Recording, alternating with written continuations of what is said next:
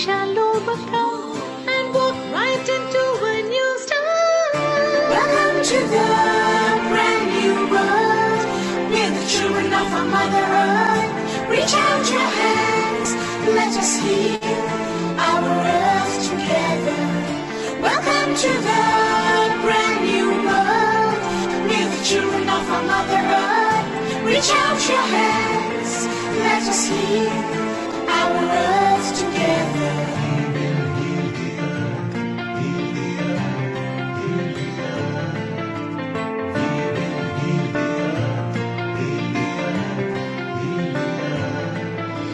Birds are flying strong and fearless. Green is greener in shrubs and trees.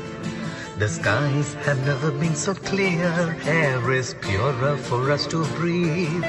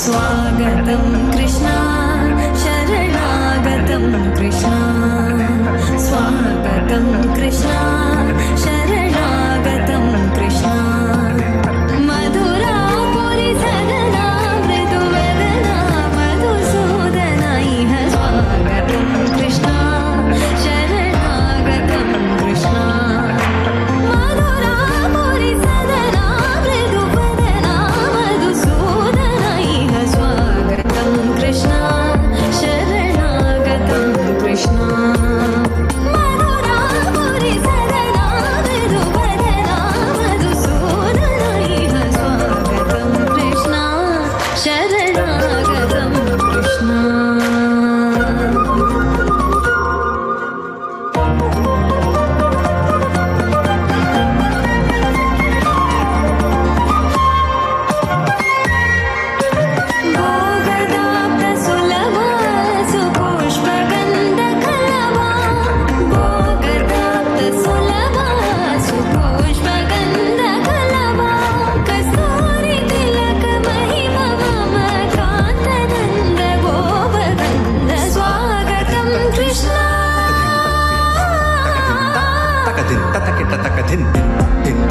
takadin tatakita takadin din tatin ta takadin tatakita takadin din ta takadin tatakita takadin din tatin ta takadin tatakita takadin din tatin ta takadin tatakita takadin din tatin tajam kita takatari kita tumta kita takatari kita tumta kita takatari kita tumta takajam jam takadikaduna kadinta takadikaduna kadin takadipi takaduna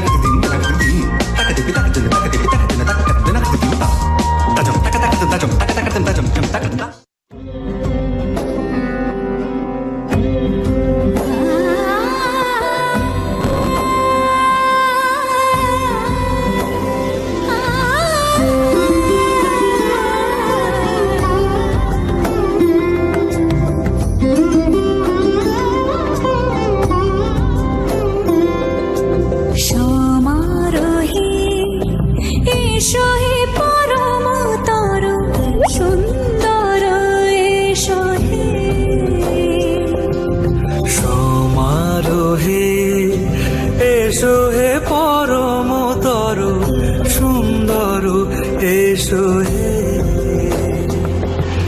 Jhanak ঝঙ্কারে উড়ায় শঙ্কর খুলেছে দুয়ার দেরি নাহি আর এসো এসো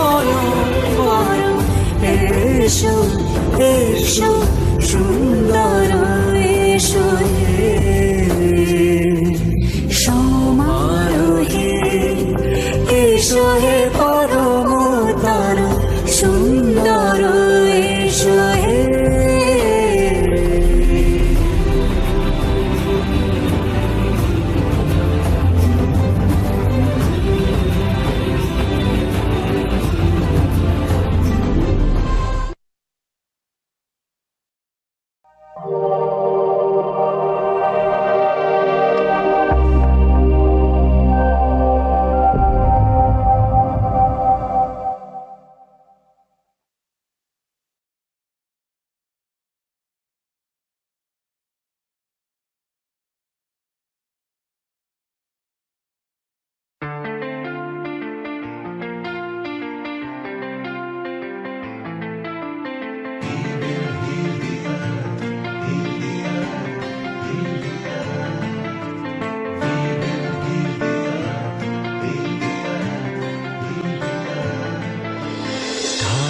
They can tell you stories which are brighter than yesterday. The streets have never been so quiet. The squirrels found a new hideaway. Tomorrow will never be the same. There is so much hope in our hearts. Brick by brick, we shall overcome and walk right into a new start. Welcome to the brand new world. We're the children of our Mother Earth. Reach out your hands, let us heal our earth together. Welcome to the brand new world. We're the children of our Mother Earth. Reach out your hands, let us heal our earth together.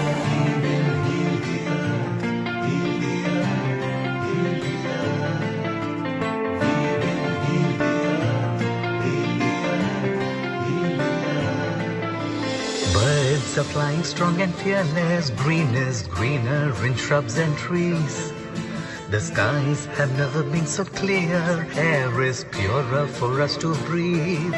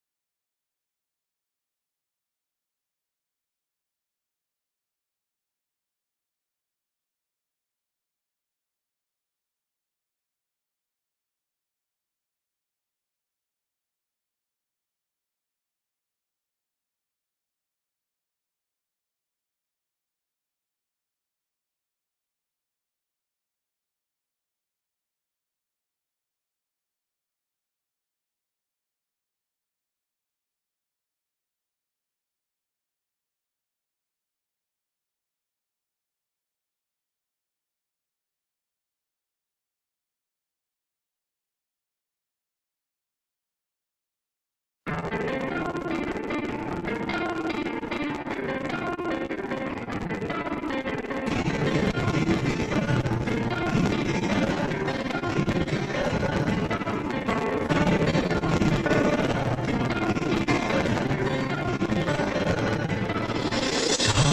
they can tell you stories which are brighter than yesterday.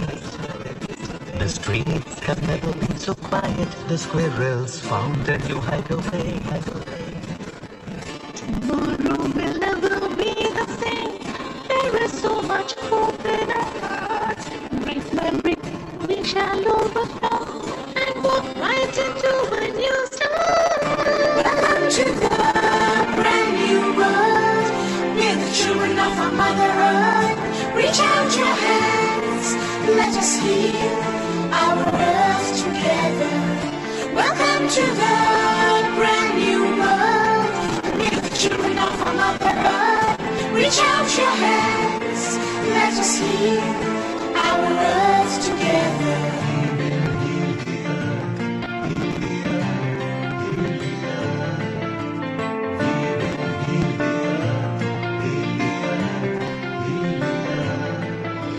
Birds of A very warm welcome to each and every one of you. Jai Shri Krishna, as Healing Our Earth presents today a very special live Happy Janmashtami special. We've got a wonderful evening from 6:30 till 10 p.m. today, beaming across the world all the way to your homes, wherever you may be. We send our love and our blessings from Healing Our Earth to all of you for Janmashtami. Today we are live, obviously on our website, Healing Our Earth, on YouTube. I think keep trying on Facebook if you are. We're having some technical issues, but I'm sure it'll resolve itself. Today we're very excited because we are also on Hindu Matters in Britain on Facebook, Diwali in London on Facebook, the Hindu Forum UK, the Hindu Forum of Europe Facebook, and Enrich TV Facebook. What an honor. So we're spread all over these wonderful platforms to share with you some very, very special, exciting blessings of Janmashtami. So, my dear friends, my name is Renu Gidamal. I reside in London, UK, and I'm delighted to be your host for the first hour of this evening.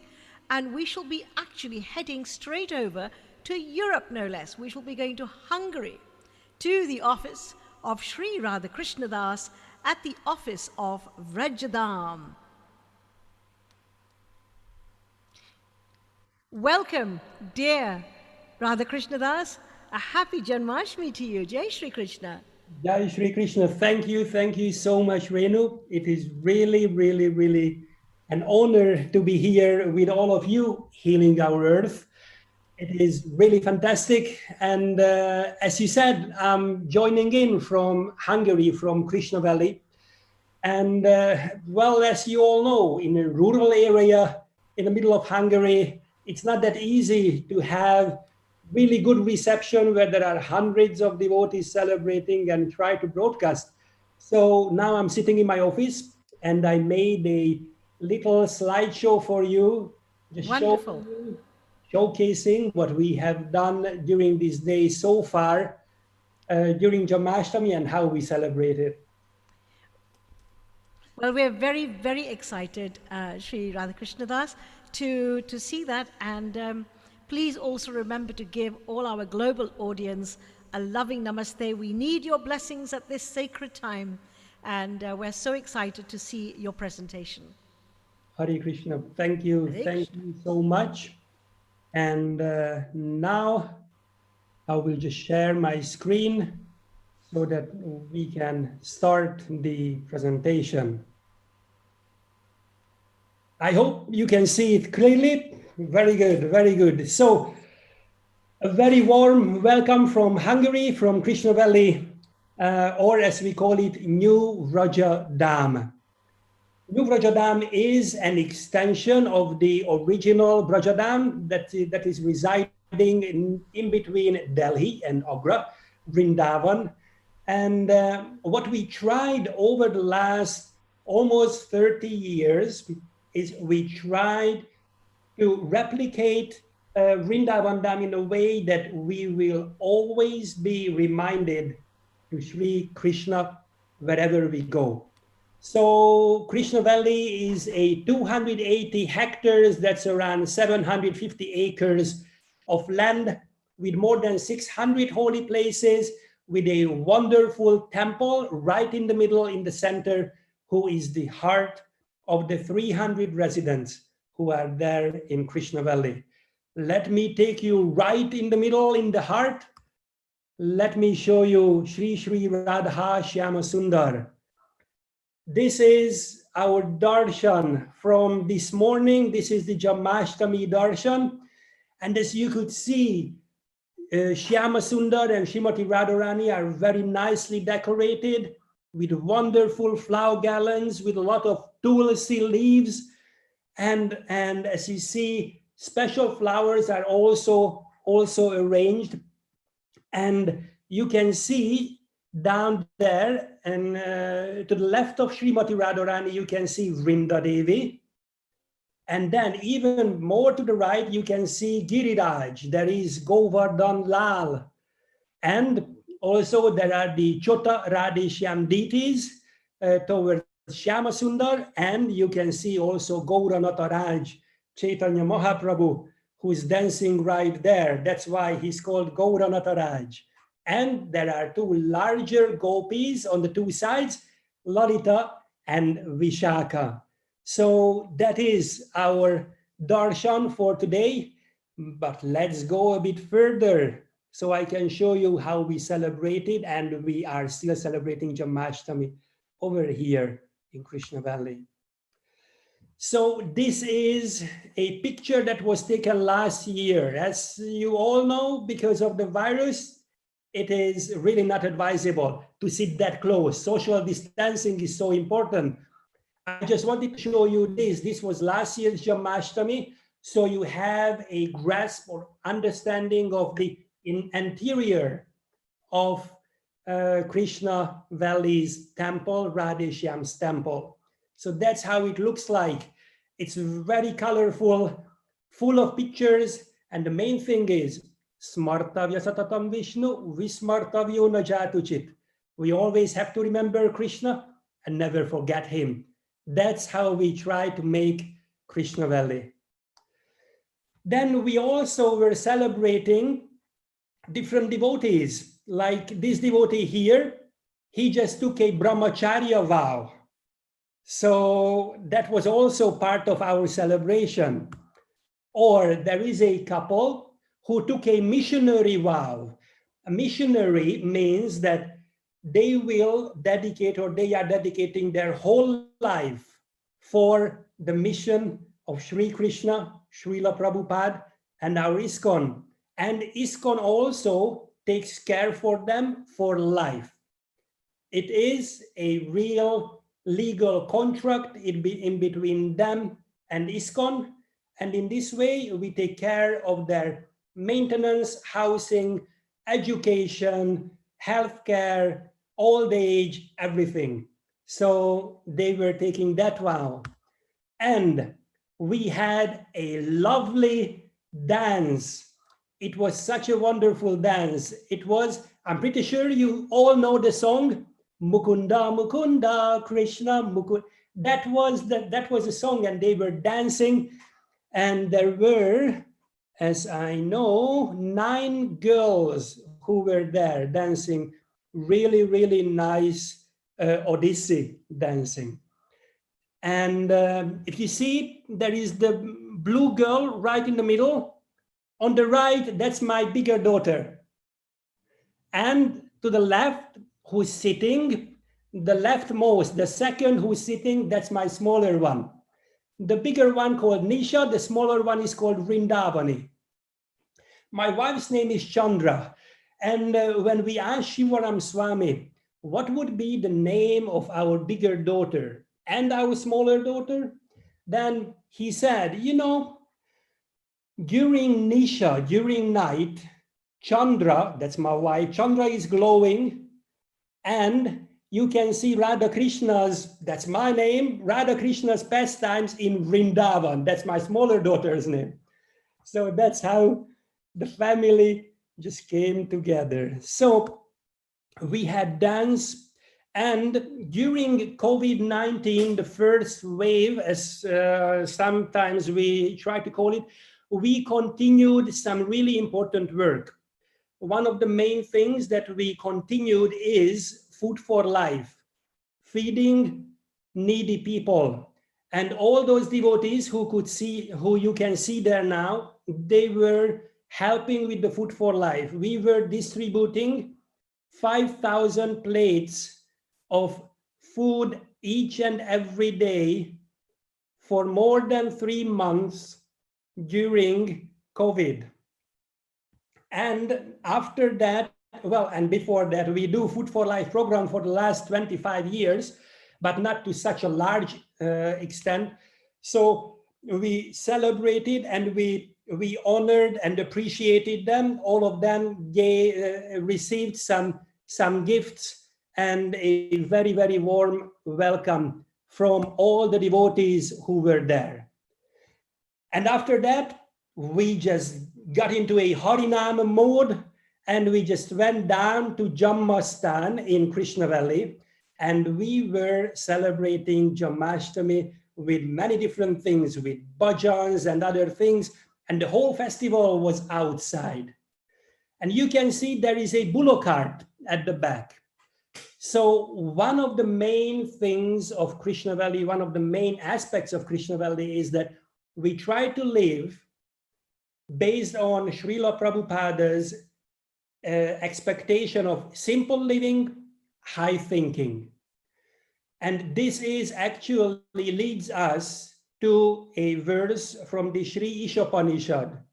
Ishavasamidam sarvam yatkincha jagatyam jagat tenat yaktena bunjita magridha kasya sviddanam. That verse says, and that is actually the motto for us to heal the world. That says that everyone should only accept all those things that are put aside for him or her.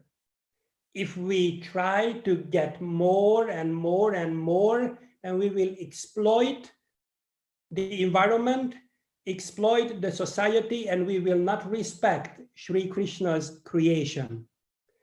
So for us, working with the oxen and be there in the garden, in a almost fully self-sufficient farm, it is really, really important. And then we had a boat festival where we took Chota Radha Krishna and Govardhan Lal on a boat ride near Prabhupada's memorial. And then we had, right there at Janmashtami, we had a wonderful Julan Yatra, where we were swinging Chota Radha Krishna. All the devotees who attended, who were there. Of course, we had the hand sanitizers everywhere put out so that we could go there in a safe environment and we could wonderfully worship and serve Radha and Krishna. And we also had an amazing flower festival where we were having an abhishek for Radha and Krishna, for Radhe Shyam, with flowers. It was so beautiful, it was so nice. And here, this is also a very important thing, and that is 2 years ago, as an aspect of our self-sufficiency, we started making experiments on making our own chadars and shawls and these things. And right in the middle, what you see, the different colored one, that's what we could make. Wow. And we started producing our own linen and other things. It takes really a lot of expertise and a lot of knowledge to make this. And Premamoy Prabhu and his wife Vrindavani Mataji, they are the main people behind this. And how wonderful. Finally, this is a picture from the previous year, because this is usually later during the night, during the evening. This is Abhishek for Radhe Shyam and Giriraj.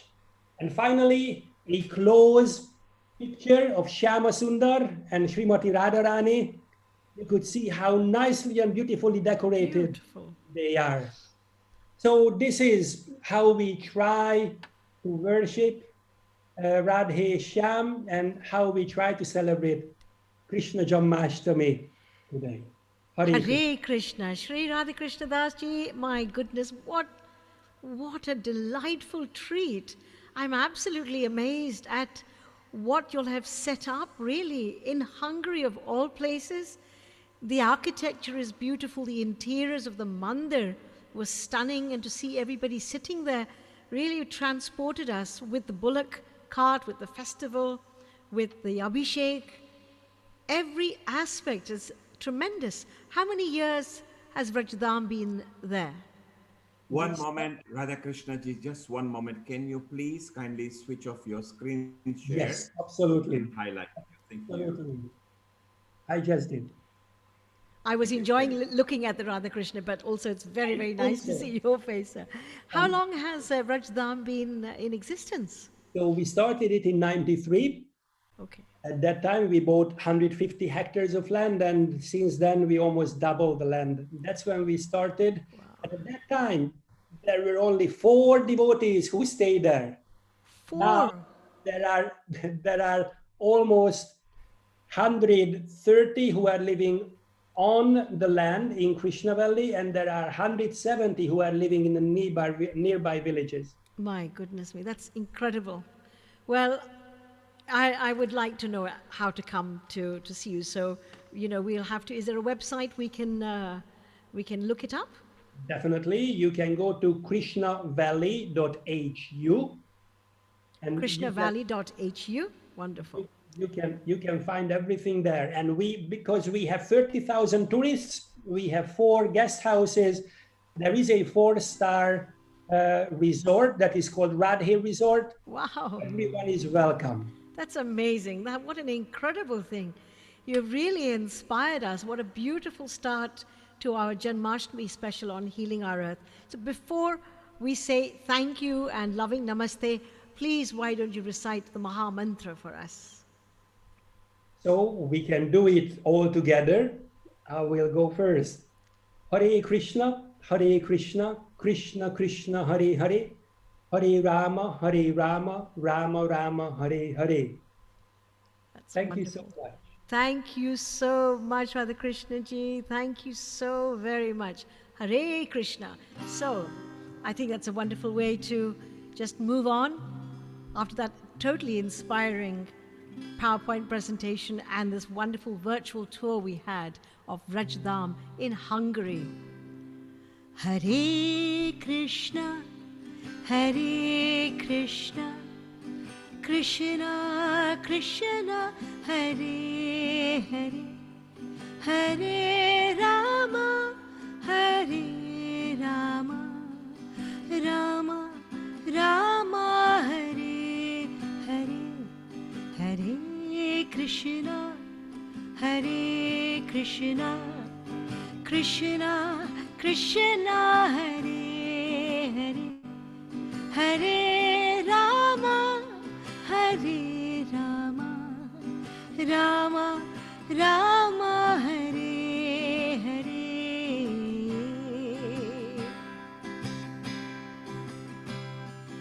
Hare Krishna, Krishna Krishna, Hare Hare, Hare Ram, Ram Ram, Hare Hare, Hare Krishna, Krishna Krishna, Hare Hare, Hare Ram, Ram Ram, Hare Hare, Hare Krishna, Krishna Krishna, Hare Hare, Hare Ram, Ram Ram, Hare Hare, Hare Krishna, Krishna Krishna, Hare Hare, Hare Ram, Ram Ram, Hare Hare.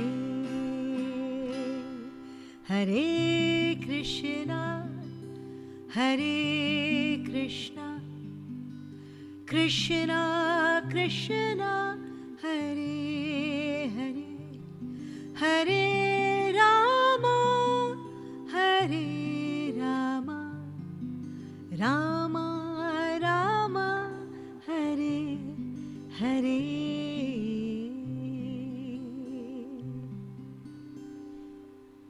and let us invite Lord Krishna into this session wholeheartedly and invite him into our lives. He is the Chittachor, the one who steals our chit, our consciousness. But the best thing is not to let him be a thief. Although he does enjoy that part, I think, quite a lot. Because if a thief comes to take something, and instead you say, no, don't be a thief. Here, I offer it to you with all my love, with all my sincerity, then it is so wonderful because we ourselves then surrender. Krishna Arpanam, Krishna Arpanam, Krishna Arpanam. Swagatam Krishna, Sharanagatam Krishna, Swagatam Krishna, Sharanagatam Krishna, Swagatam Suswagatam Sharanagatam Krishna, Swagatam Suswagatam Sharanagatam Krishna, Mathurapuri Krishna, Madhusudhana Krishna, Mathurapuri Krishna, Madhusudhana Krishna, Swagatam Suswagatam Sharanagatam Krishna,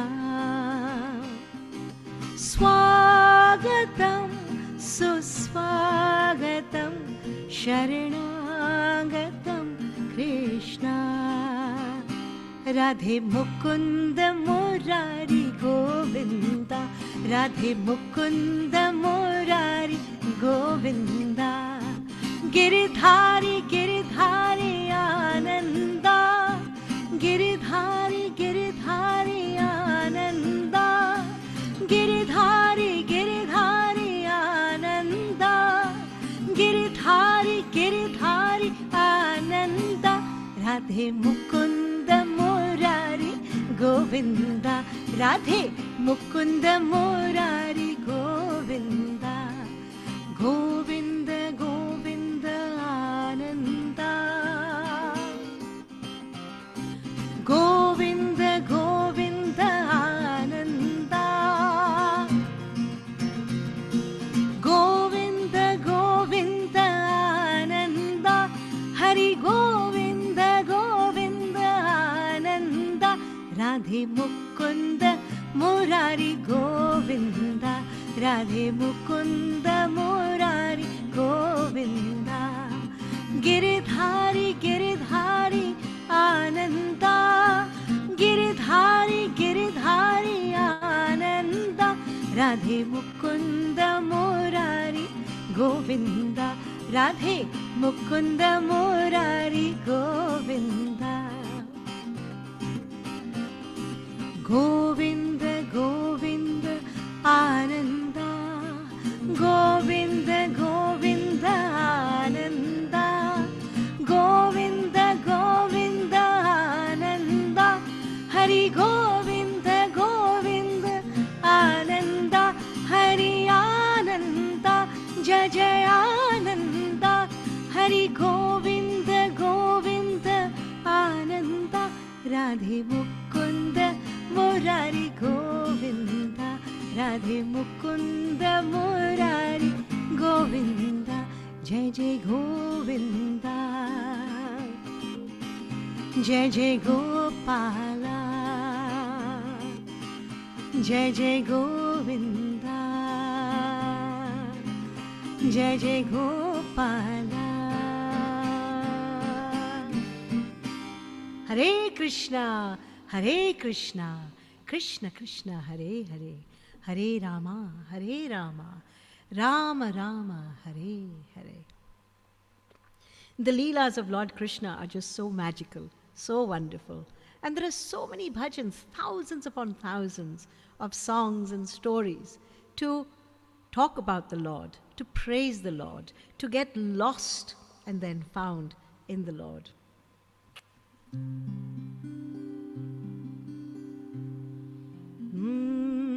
There's a very popular bhajan.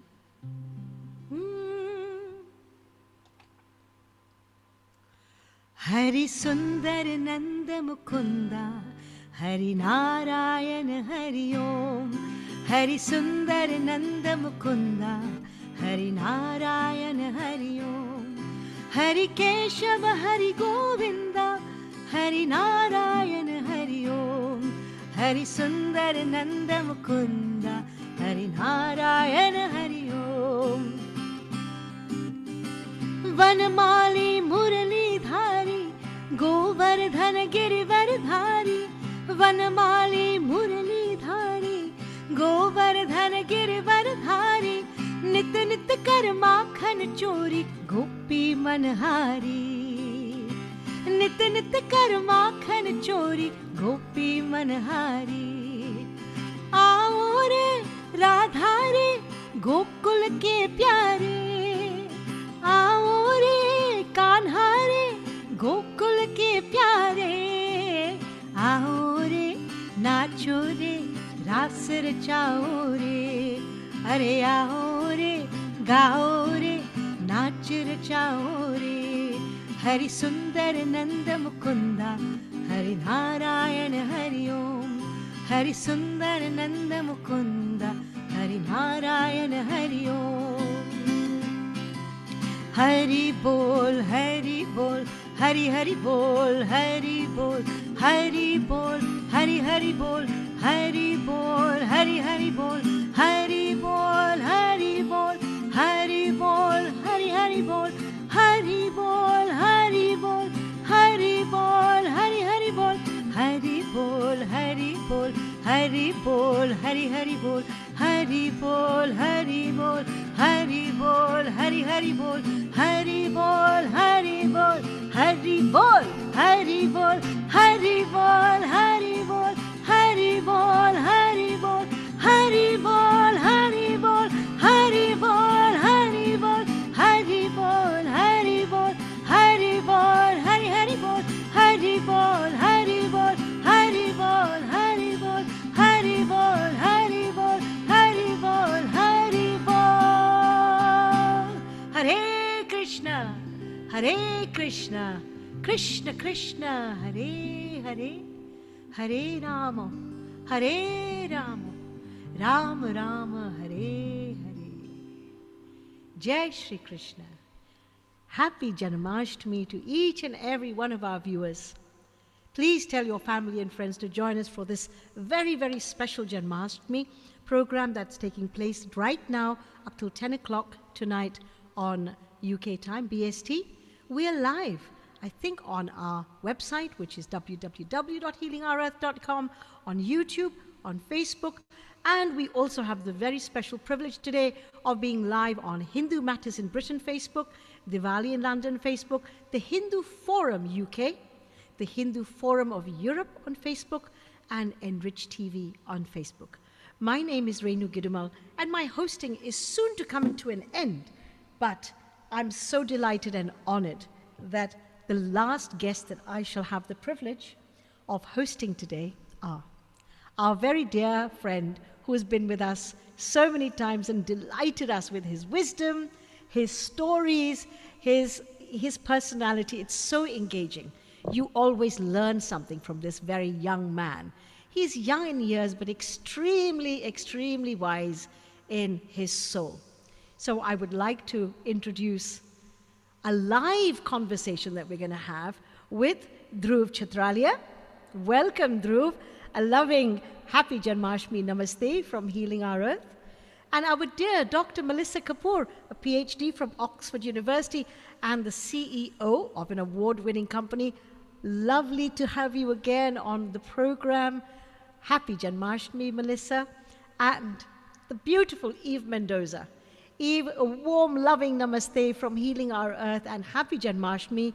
And Eve is an expert on Mantra Shastra, Vedanga, and Vedic sciences. So it is my pleasure and my honor to hand over now to our dear brother Dhruv Kshatralia. Namaste.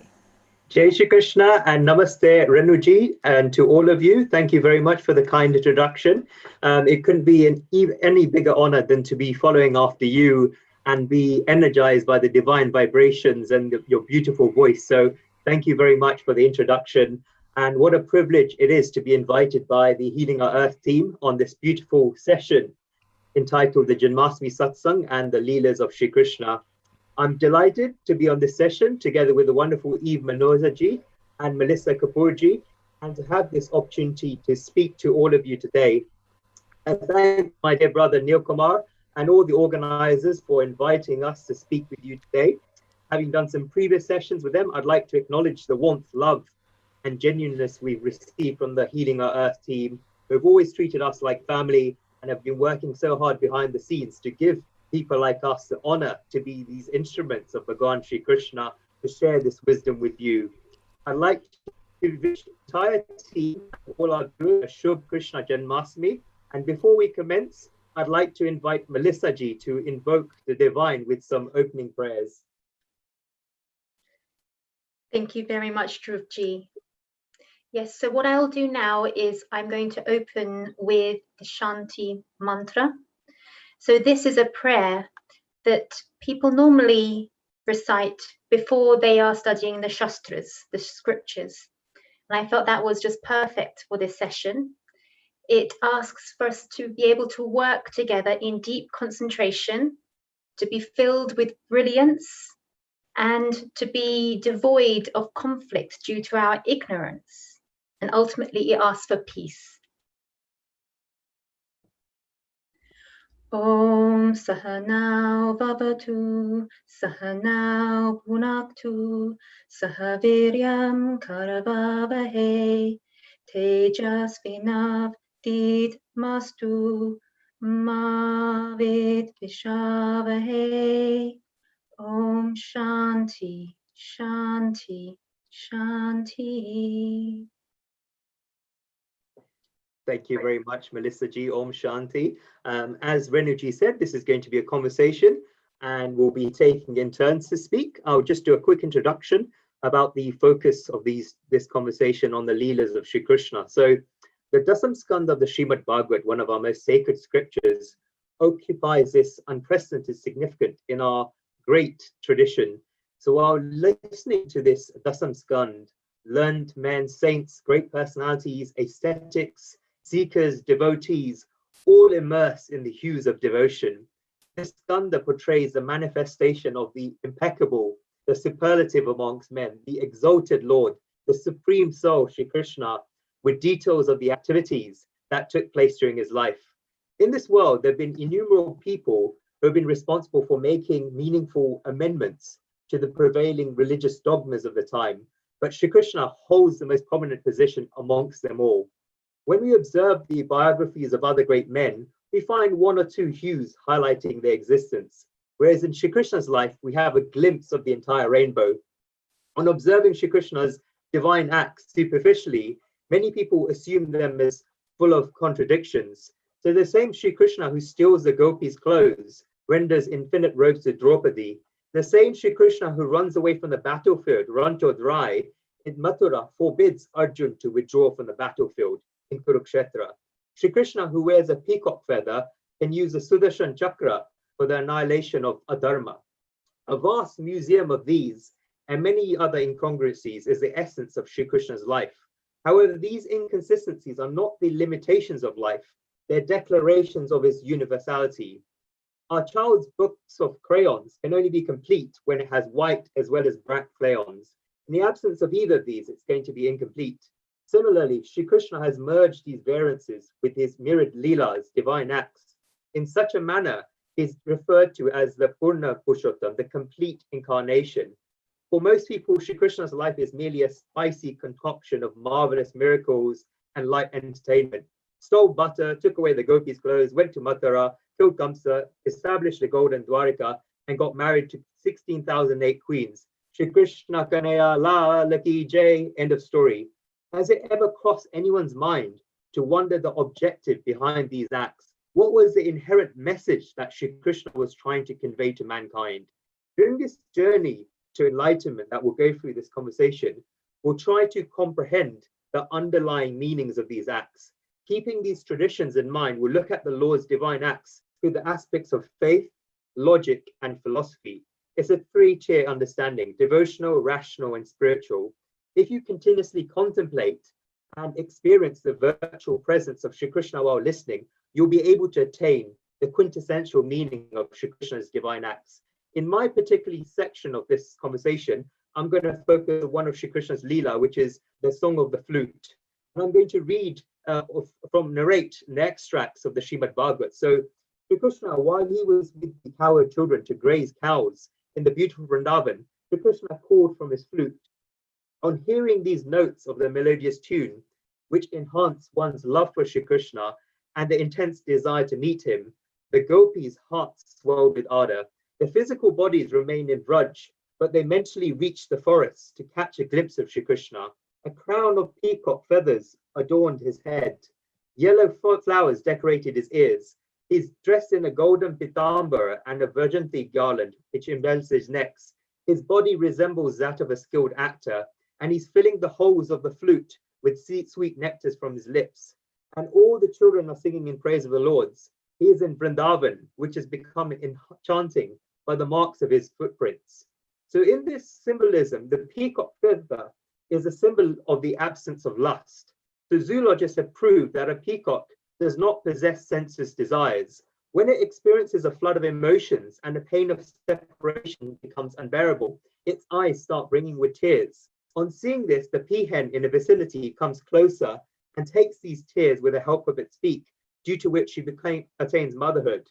So by adorning this peacock feather, a symbol of purity on his head, the Lord declares his absence of desires. A peacock is an epitome of beauty and charm, yet it's beyond desire. So by wearing the peacock feather, Shri Krishna indicates, I am beautiful, I am attractive, but yet I'm above all desires. Moreover, the peacock serves as a vehicle of Ma Saraswati, the goddess of wisdom. By adorning the peacock on his head, Shri Krishna sends a message that I love my devotees dearly, but amongst them all, I place the scholarly devotees on my head. In the Gita too, the Lord has declared, amongst all devotees, the wise one, who is ever in constant union with the divine, whose devotion is single-minded, is best, for I am superiorly dear to him, and he is dear to me. Noble are all of this, but the wise one is the dearest to me, for being perfectly harmonized, he resorts to me as the highest goal. So saints of Vraj are also of the opinion of the peacock was instrumental in bringing Shri Krishna and Radha together for the first time. So as a gesture of gratitude, the Lord wears the peacock feather on his head. The Lord favors the flute so much that he grants it the touch of his lips. What are the traits that have made the flute the Lord's preferred choice? The first is that the flute is straightforward. The Lord is very fond of people who are candid and sincere. Secondly, the flute is hollow from the inside. If you fill it with pebbles and try to play it, the notes will not flow. Similarly, the Lord too keeps blowing the air of inspiration within us, but we're so full of anger, greed, lust, desire, ego, and other vices that the music of divine deeds doesn't emerge. It's very easy to become empty outwardly, but extremely difficult to do so from within. And there are innumerable stones filled in our flute. And the sooner we're relieved of these pebbles, the better would be our fortune. Third, the flute withstands adversities. Prior to the moment when the Lord attributes divinity to a piece of bamboo, it has to undergo a number of arduous processes. The piece is first cut off from its main stem. The inner white part is removed to create a hollow. It's skinned with tiny holes made in it. Only if it doesn't break down while passing through this entire procedure, it's entitled to receive the Lord's divine lips. Similarly, only a devotee whose faith in the divine remains undiminished, even after facing various adversities on the path of dharma, spirituality, is able to bask in the companionship of the Lord. Fourth, the flute leaves its holes unhidden, open for all to see. Both a flute and a drum are empty from within, but the holes and hollow of a flute are there for all to see, while the drum has hidden its holes and hollow. As a result, passers-by hit the drum as they go by, whereas the Lord tries to hide the flute's holes with his fingers, and the melodious note starts flowing.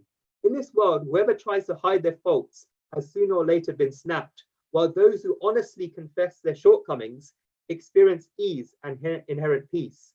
So I'll close by saying that Vrindavan, being emblazoned with the impressions of Sri Krishna's lotus feet, augments the eminence of earth, while observing the intoxicated peacock dancing in tandem to the melodious notes of Lord Govind's flute. All the birds and animals which are wandering on the heights of Mount Giraj forget what they're doing and stand still, spellbound by this vision, worshipping him with their tender and affectionate gaze. Cows, their eyes brimming with tears, sharpen their eyes to listen to the flute notes while relishing in that glimpse of the Lord. The calves are unable to go to milk because they're totally fascinated by this sympathetic experience. The normally restless birds are sitting on the branches of the trees, listening with intentness and diligence of learned sages. The incessantly rippling river, Yamuna, ceases to flow momentarily and gets engrossed in listening to the divine flute. So that is my description of the divine Leela of the flute, the song of the flute. I'll pass it on to Eve G, who will talk about a particular symbolism of Krishna that appeals to her, or a Leela of Sri Krishna that has appealed to her the most. Jai Shri Krishna. Jai Shri Krishna. Can you hear me? Jai Shri Krishna. Thank you. I'm so humbled to be here again. I have to begin by saying that I'm going to save the natural intoxication in wine for the second speech or the second talk on the Rasa Leela. And I would like to bring a rather sobering yet penetrating topic regarding not only Lord Krishna, not only Sri Krishna, but also the historic moment that India is facing with Sri Ram. When you look at, if you look at Ram and Krishna, they were anti-exploitation. They were completely the kind of king or leader that would benefit all beings. India's chance to lead and its voice should be heard more than ever. And though I'm usually inclined towards devotion and bhakti, I would say, and I really don't find myself feeling the urge to speak up for anything that could be considered political, even though this is not political. And that is exactly why I'm saying it. I'm not sure if I can share the screen, but I have a few slides. And am I able to? Okay.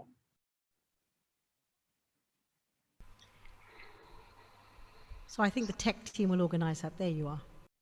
Can you see? I don't know how good okay, forgive my... You're doing just fine, Eve. Lovely, thank you. Thank you. Okay, so first I need to start with the concept of that which is disposable and material, that which has a time limit, which everything in our society is established on right now, including our economy. And we are under the impression that to have economical discussions, like the discussions about money, is somehow not spiritual. In communities that claim to be spiritual, somehow this righteous martyr has been perpetuated by the monotheistic religions. And, you know, I just wanted to go through some very key features of Srimad Bhagavatam. I mean, all over the Bhagavad Gita, you have these persistent truths. I'm not able to find the map. I'm not able to find the, sorry guys. I don't know, something's not working here. Okay, I might just have to do it this way if that's okay. So if you see, you know, coming from the place of the internal, of the spirit, in an increasingly materialized world, it's so easy to dismiss that has any value whatsoever. We see in the Srimad Bhagavatam that Brahma, for the creator, however you see that, first placed darkness in the place of self-knowledge. Sowing confusion, self-deception, and the idea that one is the body and must possess things. His first creation was the forgetfulness of self. In the Bhagavad Gita, Sri Krishna explains consumerism that we are faced with to a destructive degree. It's threatening the way of life for so many people who would just want a simple, devoted life. Why should they have to suffer for the greed of the few and for this temporary design, this structure that has no sustainability? So I leave it here for those who watch the video. They can read some of what I've written here. This is all verifiable in sources. So, here Krishna just speaks about under this persuasion of materialism. It's so easy, that self-forgetfulness, that first creation of Brahma is so intoxicating for a human being that we often lose sight of that subtle awareness of that which is permanent, that cannot expire, and we fail to build a civilization that perpetuates or has a longevity of any sort. This is not sustainable, what we have, right? I think so many people agree with this now. So if you look at Sri Krishna's life, anti-exploitation from childhood, he was always inclusive. So was Sri Rama, inclusive of everyone, the world family. He was never exclusive, even though he had every right to behave as the highest entitled elite. He never did. He was inclusive of everyone, monkeys. I'm just saying that from the lowest to the highest, he didn't perceive any of that. It was the world family. And this is a person who, even if you just saw him as a person, which of course, my opinion is different, but even if someone was just examining this, he had everything. Lord Sri Krishna had everything in the world. Why would he sacrifice it again and again for the good of Dharma, the good of other beings? So I want to ask all of us, in spirit of Bhagavad Gita, which came from Sri Krishna's life, in spirit of what he worked for, we can all stay intoxicated in the wine of his name. But if we have an oppressive civilization that no longer allows that, then those who are intoxicated, those who are absorbed, have to come out and speak. And so if you look at modern society based on materialism, matter, or the material plane, is all there is, so therefore nothing matters. It is a disposable design, a disposable model. Celebration of tyranny. What's the difference between Kansa or Kans, who Sri Krishna is his uncle, who is a tyrant, exploiting everyone for his own little needs? What is the difference between our civilization and this? How many films are created in celebration of conquerors and those seeking ambition at the cost of others' rights? Western civilization has perpetuated an idea of the noble tyrant. And you see it in films, you see it everywhere. There's a false concept of abundance, which becomes wasteful. We have too much of everything.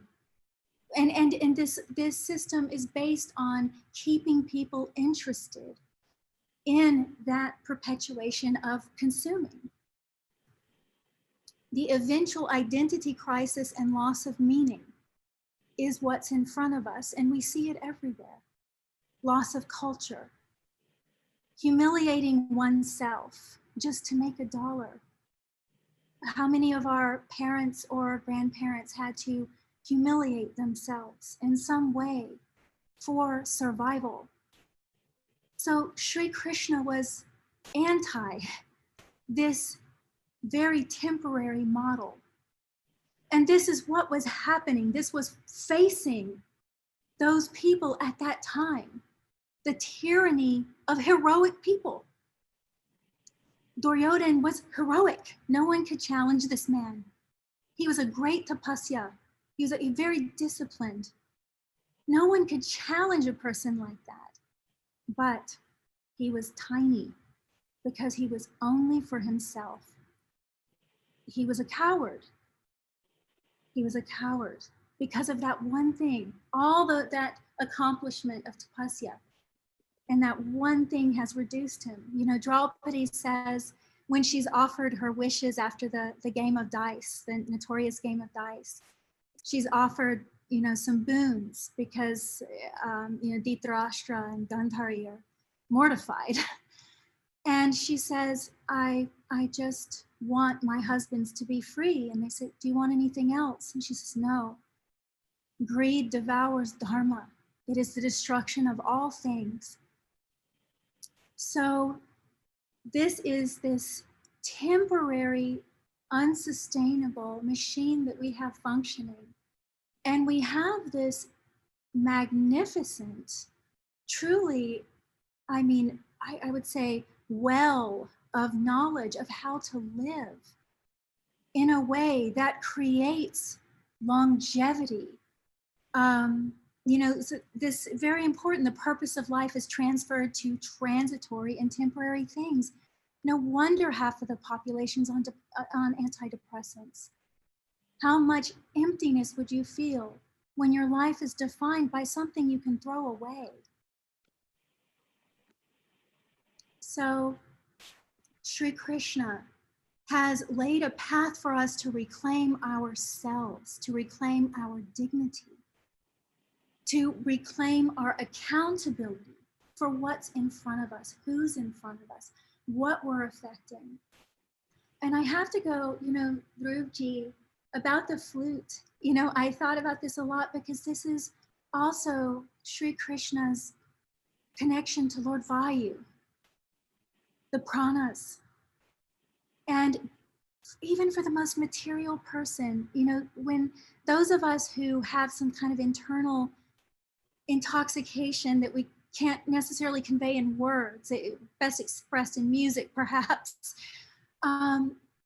When we often try to describe these things to a person who doesn't really have a taste for it, it's very hard for them to even relate to anything that might be infinite or anything that might be, you know, it doesn't decay.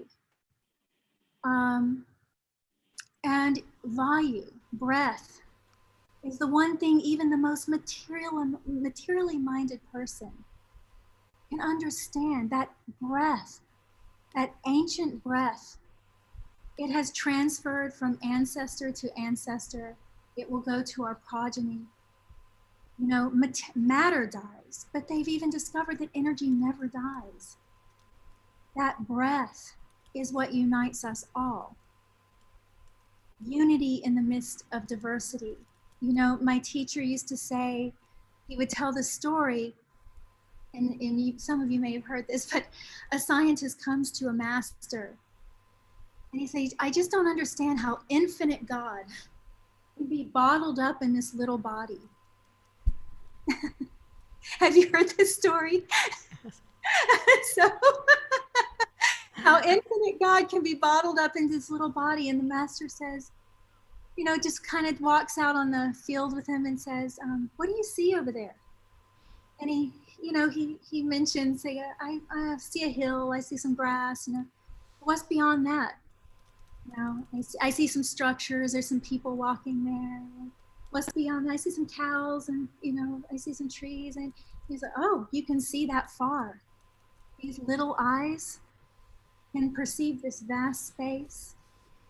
And the scientist thinks he has the answer, right? So, and the master, of course, says, you know, still that's not the answer. But it comes the closest for when we get trapped in our mind and we're thinking, you know, we have to take a leap of faith to understand something like this because we've been fed from birth that our purpose is almost to make money and die. Have a few we're going to finish up, so we're going to continue our talk at 9 o'clock. So I'm just going to pass it on to Melissa G. Yes, so sorry. Thank you very much, Eve, for that beautiful Eve, talk. it was wonderful. Sorry, Dhruv. Eve, it was wonderful to hear you. And it's obvious to see how much wealth of knowledge you have and your passion to share that knowledge. It's a great gift that you have. And on behalf of Healing Our Earth, we thank you very lovingly and very warmly. And now we hand over to dear Melissa, looking forward to hearing what you have to say today. Thank you very much, and Jai Shri Krishna. Jai Shri Krishna. So as we've heard just so beautifully from Eve G, that the Hindu Shastras, and particularly Shri Krishna, they exemplify the eternalness of the universe, the eternalness of not being materialistic, of not living in a temporary, unsustainable way. So these are very eternal truths. And the Leela I am about to reflect upon, I think, is perhaps the most direct example of eternalness within the Shastras. And that is the eternalness of the physical laws of the universe. So the Leela I am reflecting on is the instance where Sri Krishna's friends, as children, come running to Sri Krishna's foster mother, so Maya Yashoda, and they say, Sri Krishna, he's eating sand and mud, he's got it in his mouth. So Maya Yashoda goes rushing to Sri Krishna, who is just a very young child at this time, obviously thinking this is something that children do. I mean, this is how they learn. You'll see many babies, they put things in their mouths. It's sensory learning. They're very curious. And I think what it does is it exemplifies just how well Bhagwan Krishna is in fulfilling his role here as a son, as a friend. And ultimately, we know, with the hindsight we have, that he is there for a very specific reason. He's there to restore dharma. But at that time, his friends and his family, they don't know that.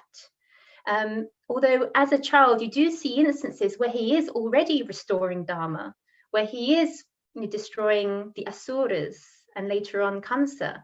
So his purpose of restoring dharma begins at a very young age. But just backtracking to that instance of Maya Yashoda rushing to young Sri Krishna to find him with sand and mud in his mouth. Ultimately, when Maya Yashoda then asks him, do you have sand and mud in your mouth? He's like, no. And so she says, prove it. I'll prove it to you. So he then opens his mouth. And what does Maya Yashoda find?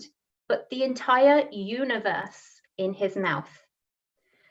And so why I particularly enjoy this Leela is that for me, it exemplifies just how much telescopes and other instruments now. So unlike the other major faiths where the belief is that the universe is only 6,000 years old, Hinduism for thousands of years has known that no, it's billions of years old.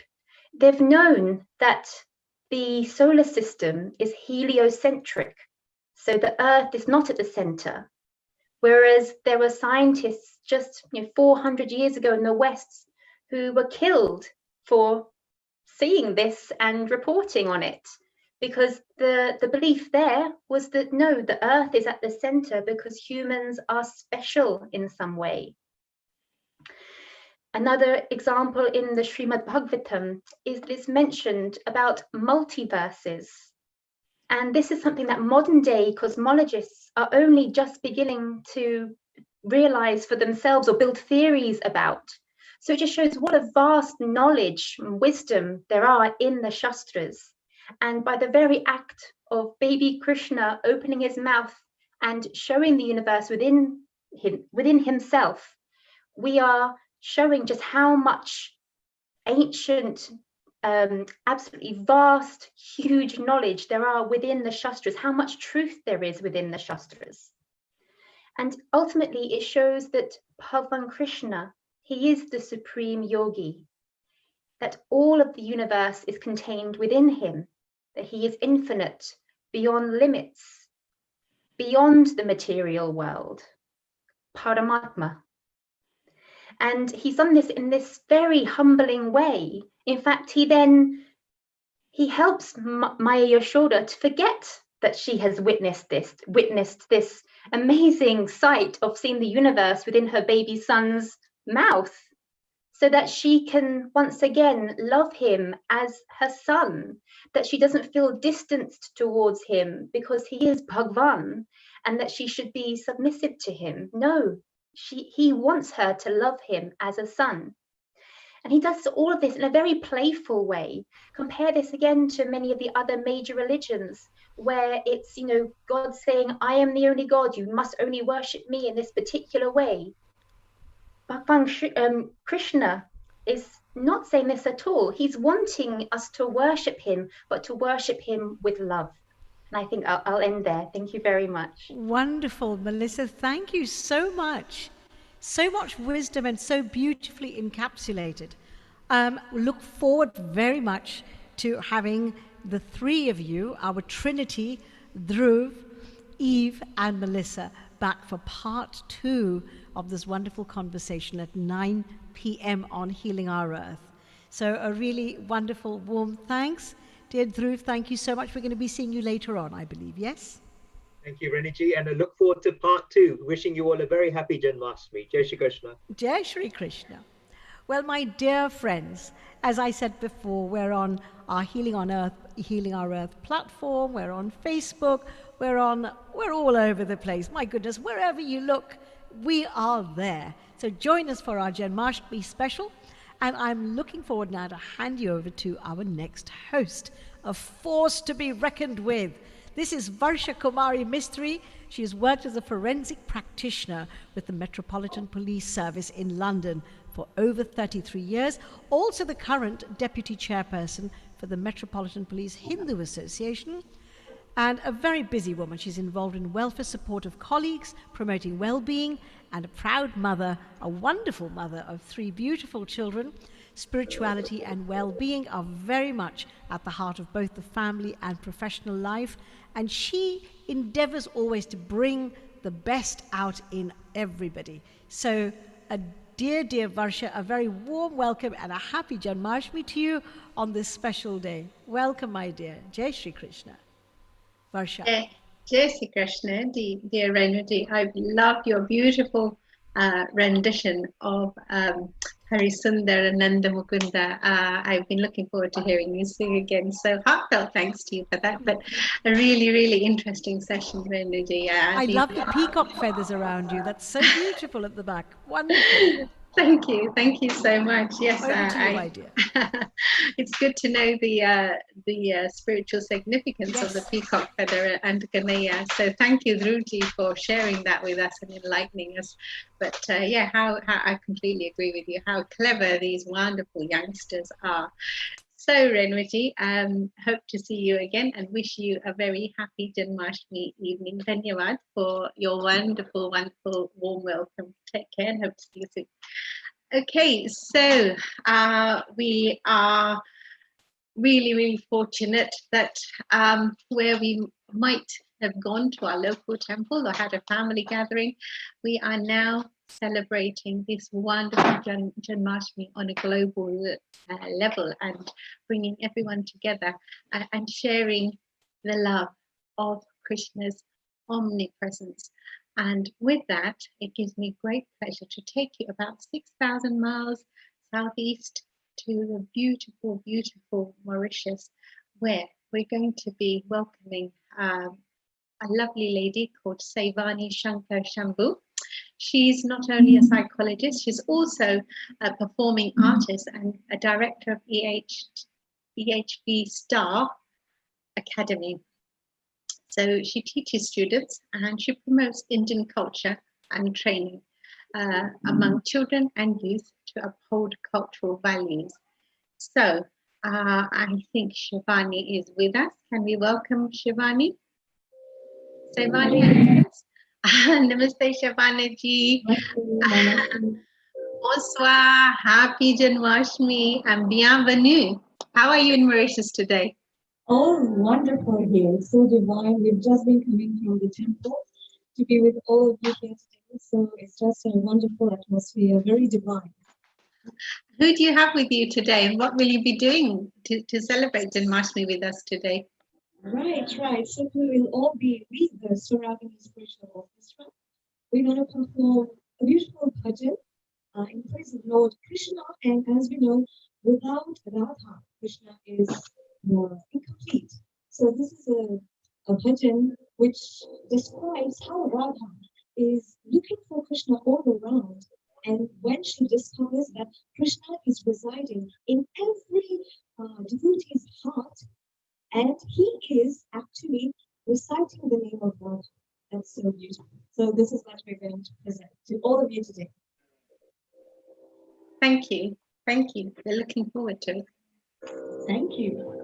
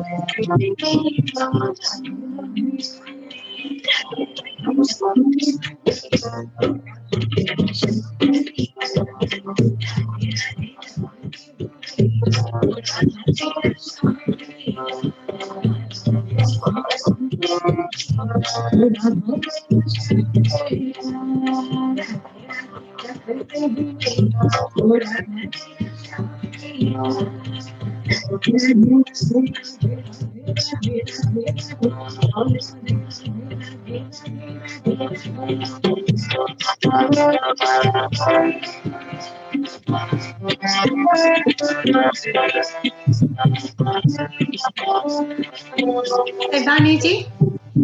Shivani ji? Sorry, just a moment, Shivani. That was beautiful. I'm amazed at the energy I can see there. But we'd really like to hear you a little bit more clearly. The sound doesn't seem to be coming through as well as we think it might. Could you do a little sound test, perhaps adjust your mixer or something? Because we can hear your harmonium, but we can't hear you singing very well. Could you just... Yeah, sure. We just, yeah. Saivani. Yes. Saivani, this is the program director. If you could check your mic for you, for the singer, the instruments are coming okay, not the best, but if you could check the vocal mic and make sure that the mixer is correct on there, and just do a sound check, because the bhajans are very good, but we need to hear very clearly. Yes, I get it. So can we've just increased the volumes on the voice. So is it okay now? Carry on, keep on doing sound check, just keep on doing sound check. Okay. Can you do one, can you do one antra without music, please? Just one antra without music. Okay. I'll just have the mantra on.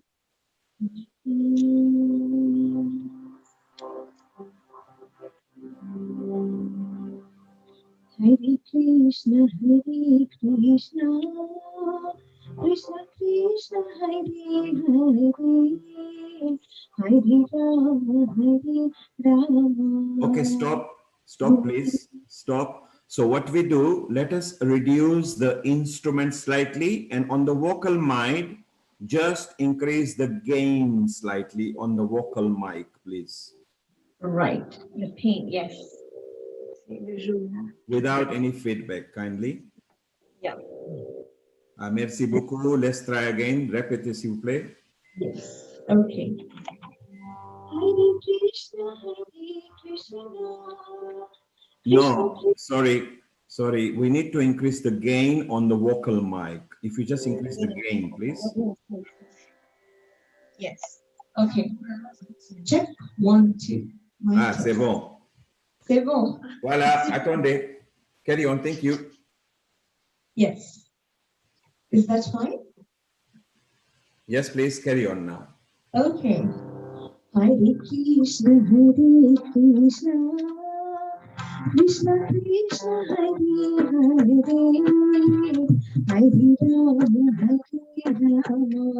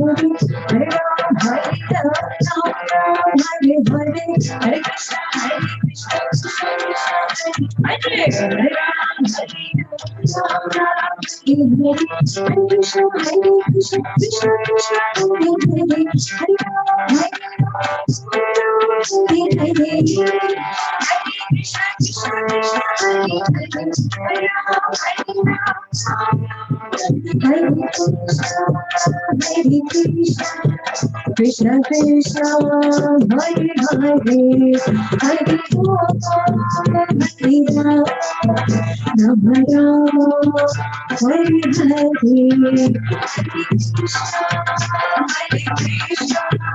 Krishna Krishna, Hare Hare, Krishna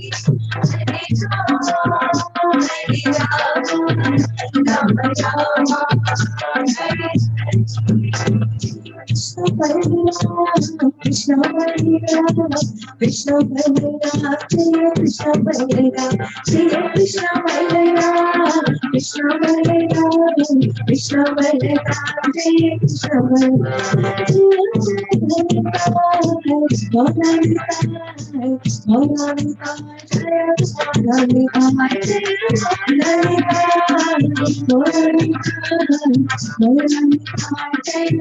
Jaya Jaya Prabhupada, Prabhupada, Jaya Shri Prabhupada, Jaya Jaya Prabhupada,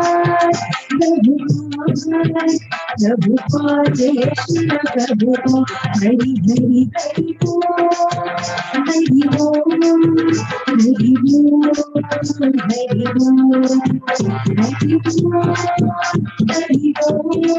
Hari Bol,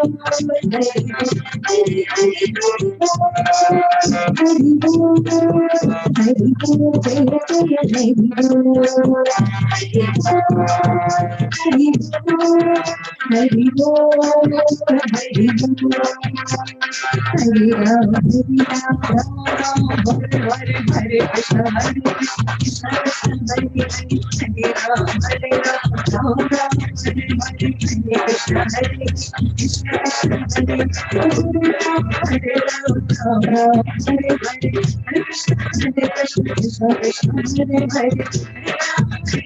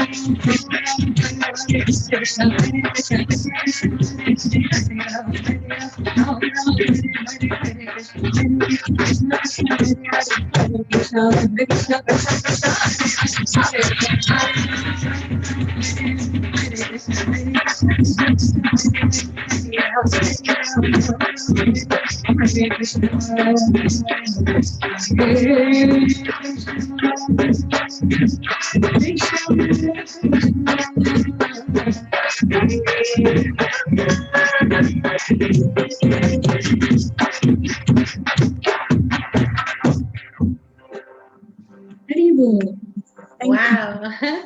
Hari Bol, Hari Bol. That was absolutely amazing. Oh gosh, I want to come to Mauritius for the next Janmashtami.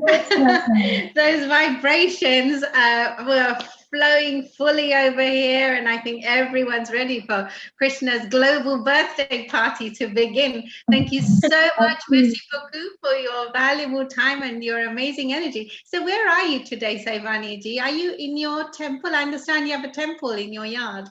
Yes.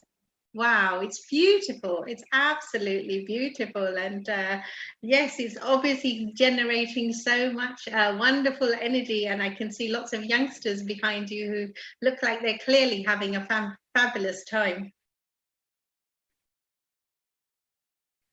Hello.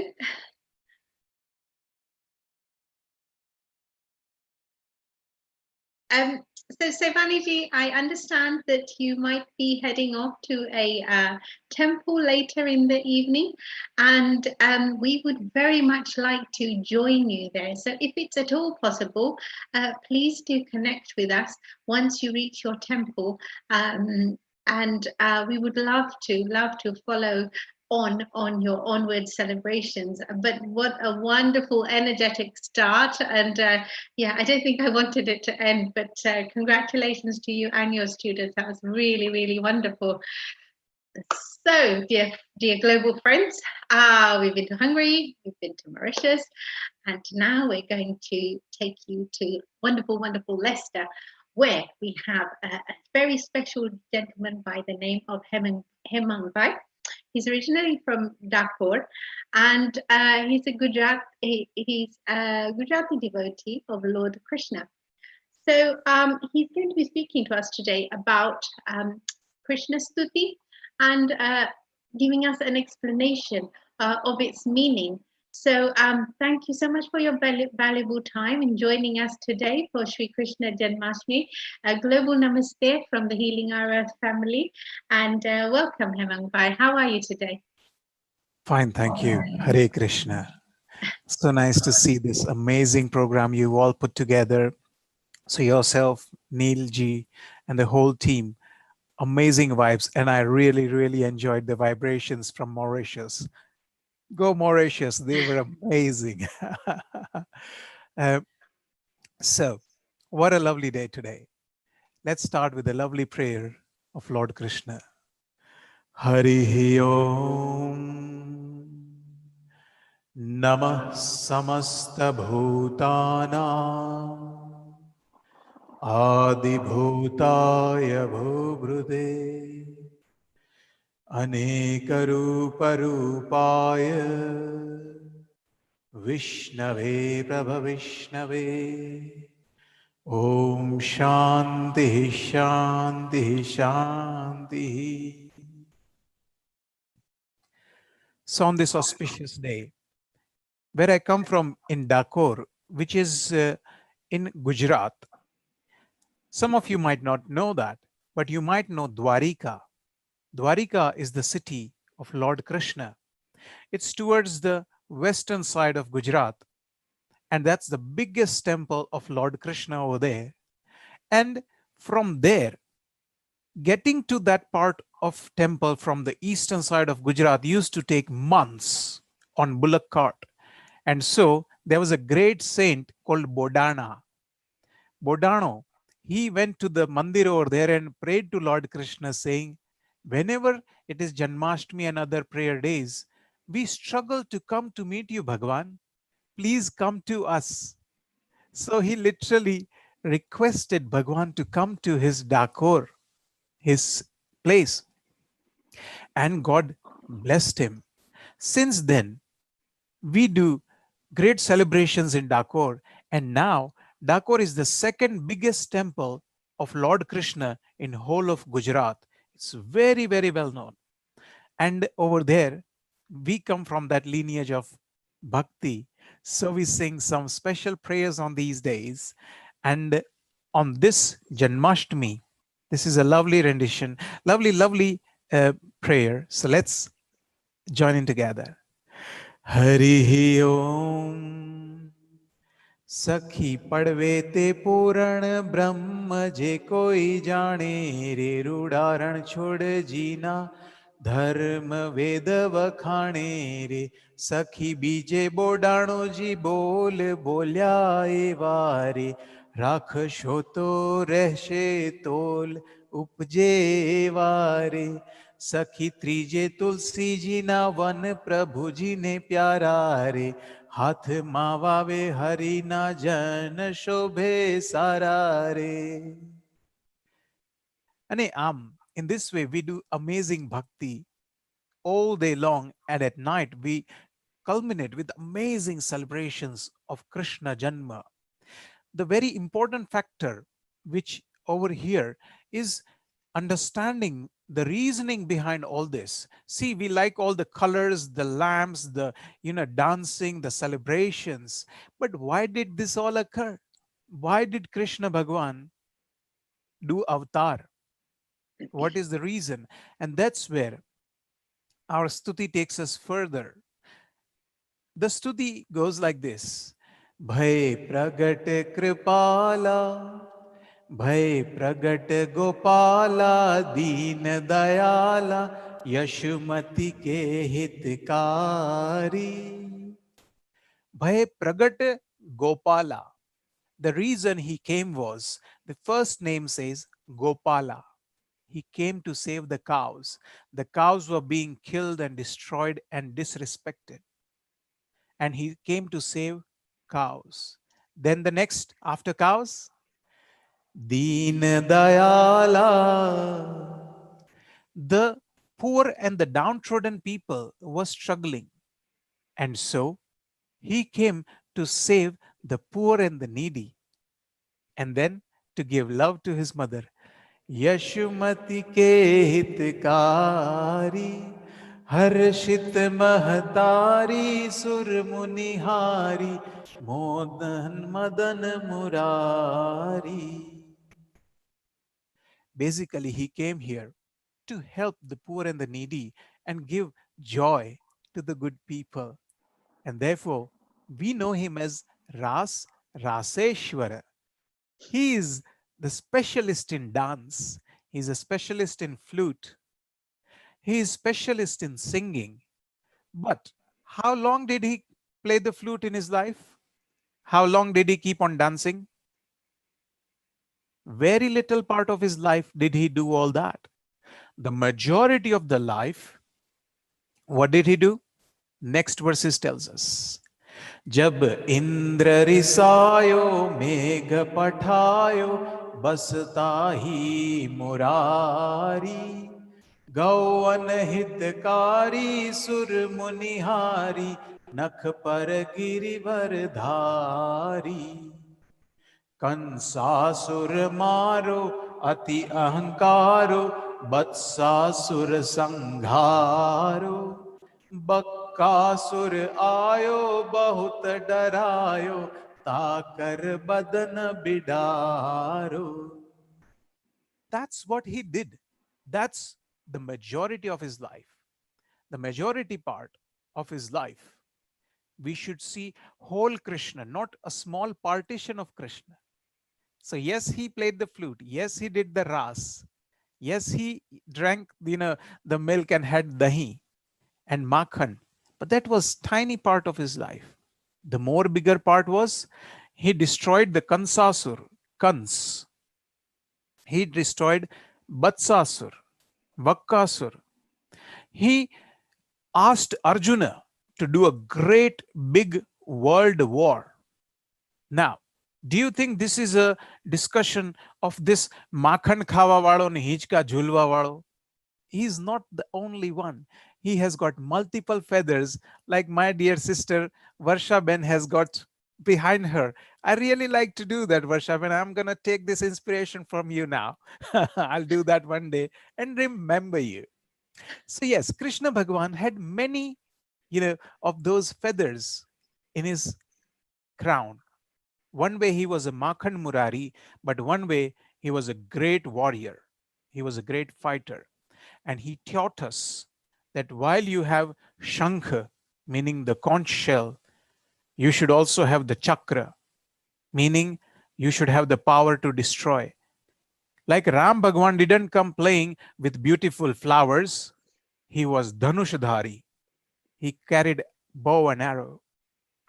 And so you have to have defense. You have to defend your dharma. Therefore it is said again and again, Bhai pragat kripala deen dayala yashmati ke hitkari harshit mahatari sur munihari mohan madan murari.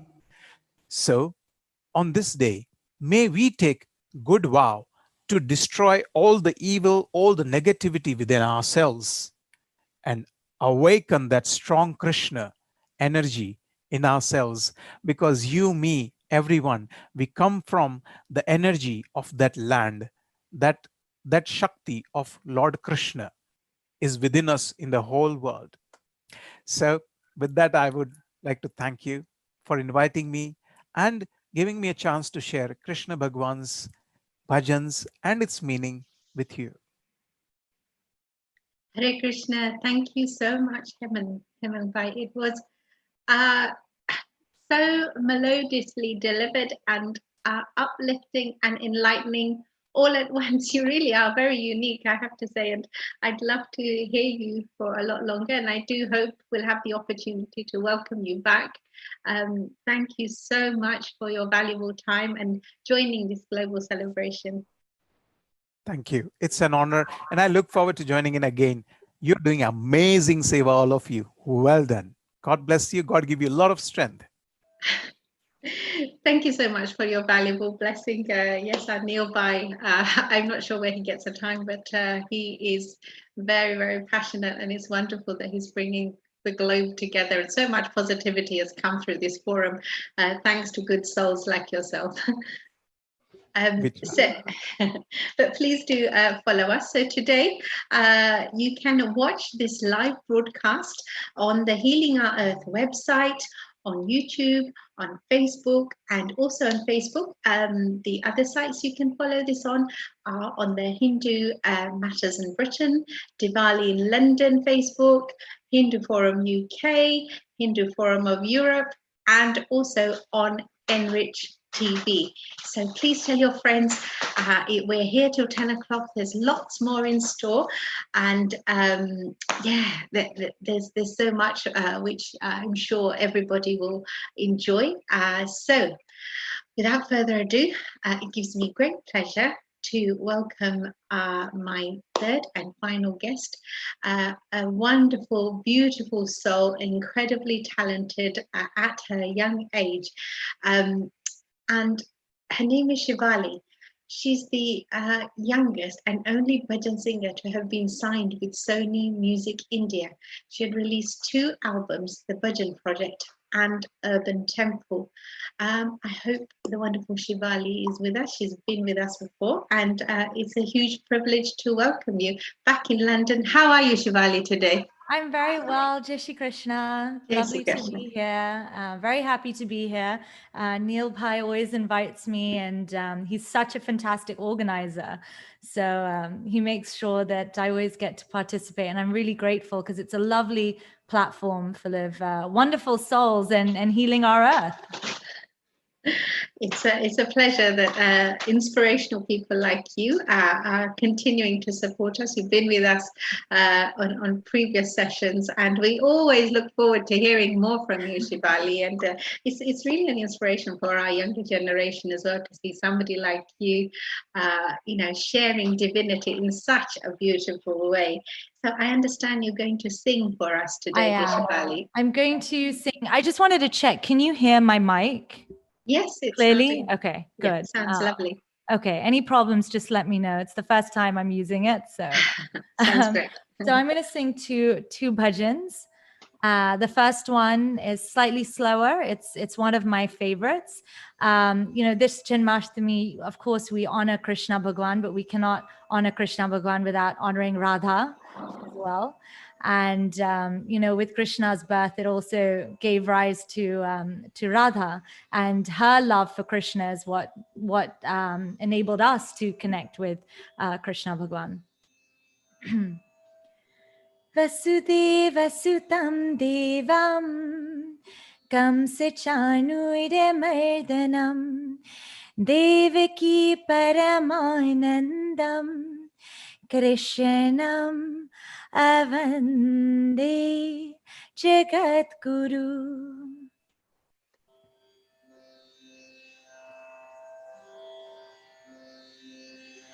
Radhe Radhe मैंने भूली मन में अमृता रस बोली राधे राधे मैंने भूली मन में अमृता रस बोली तू ही मेरी आराधना प्रेमामयी है तू साधना तुझे घूंघट पट खोली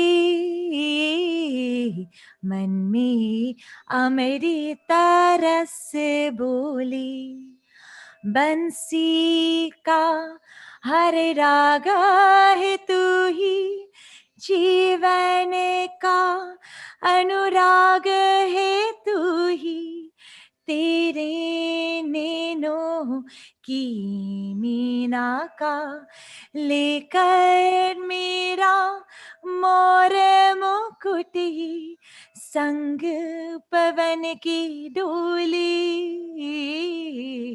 मन में अमृता रस बोली राधे राधे मन भोली मन में अमृता रस बोली तेरी मेरी प्रीता है अनुपम जैसे पानी और हो चंदन तेरे रंग में मैं पीतांबर बन जाऊं और ये जीवन संग तेरी होली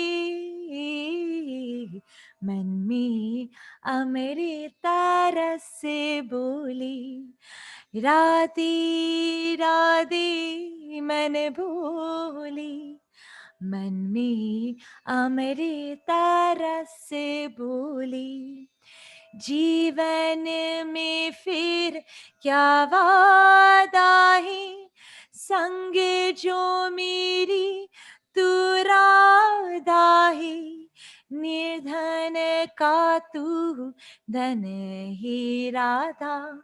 प्रेम की इस अनमोल रतन को कौन तुला ने तोली।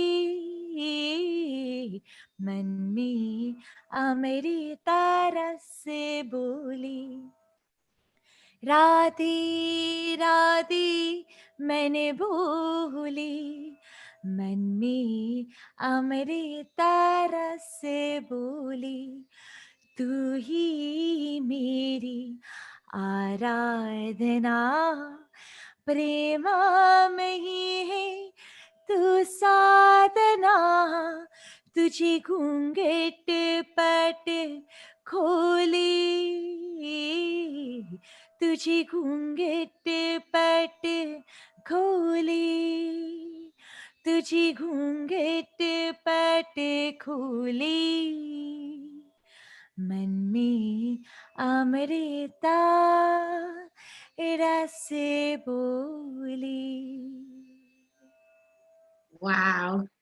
Thank you so much, Shivali. That was I can only describe it as really soul stirring and unscripted and without any musicians. Wow, that was phenomenal. Completely blown away by that. I understand you have a second song, so yeah, one more if we have time. If we don't, that's also okay. Oh yeah, no, we've got lots of time. We're celebrating Krishna's birthday, and we are. How can he stay away? It's Thank true. you.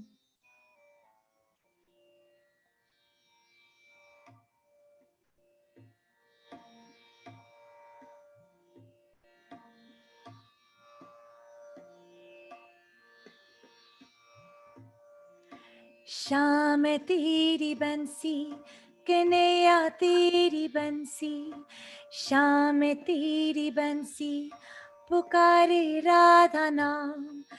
लोग करे मीरा को यूं ही बदनाम, लोग करे मीरा को यूं ही बदनाम।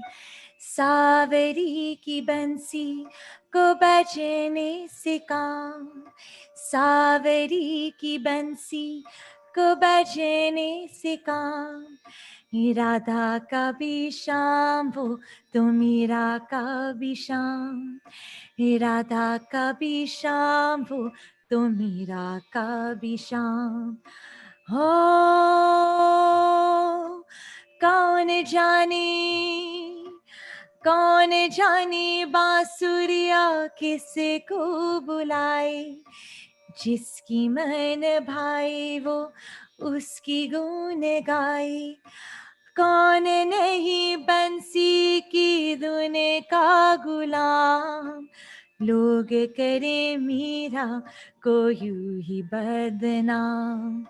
शाम तेरी बंसी पुकारे राधा नाम, शाम तेरी बंसी पुकारे राधा नाम। लोग करे मीरा को यूं ही बदनाम, लोग करे मीरा को यूं ही बदनाम। सावरी की बंसी को बजने से काम, सावरी की बंसी को बजने से काम।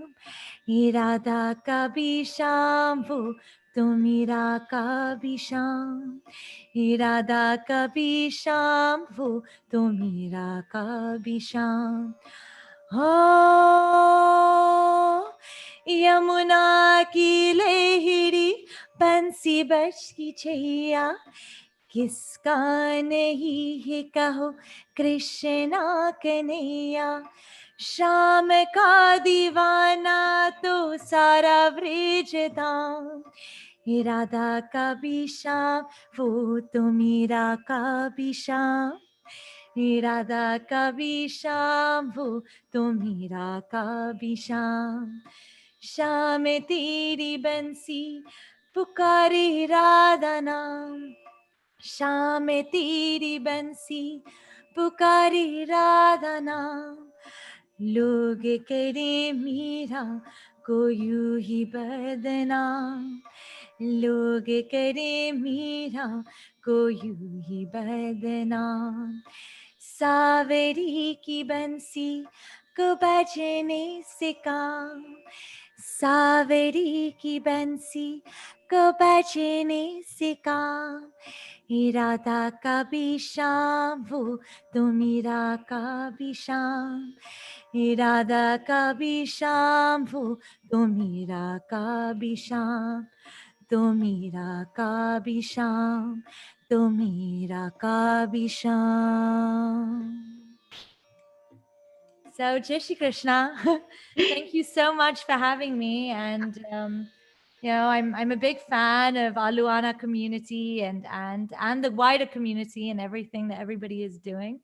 And it's so lovely to be here with you. And I hope you enjoyed it. And I hope you check out the Bhajan Project and Urban Temple if you haven't heard it.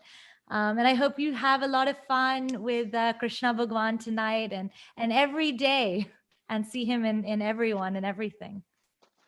Thank you so much, Shivali ji. I'm sure the Lohana community are extremely proud of you. You definitely must be one of the major jewels in their crown. That was incredible and really, really uplifting, I have to say.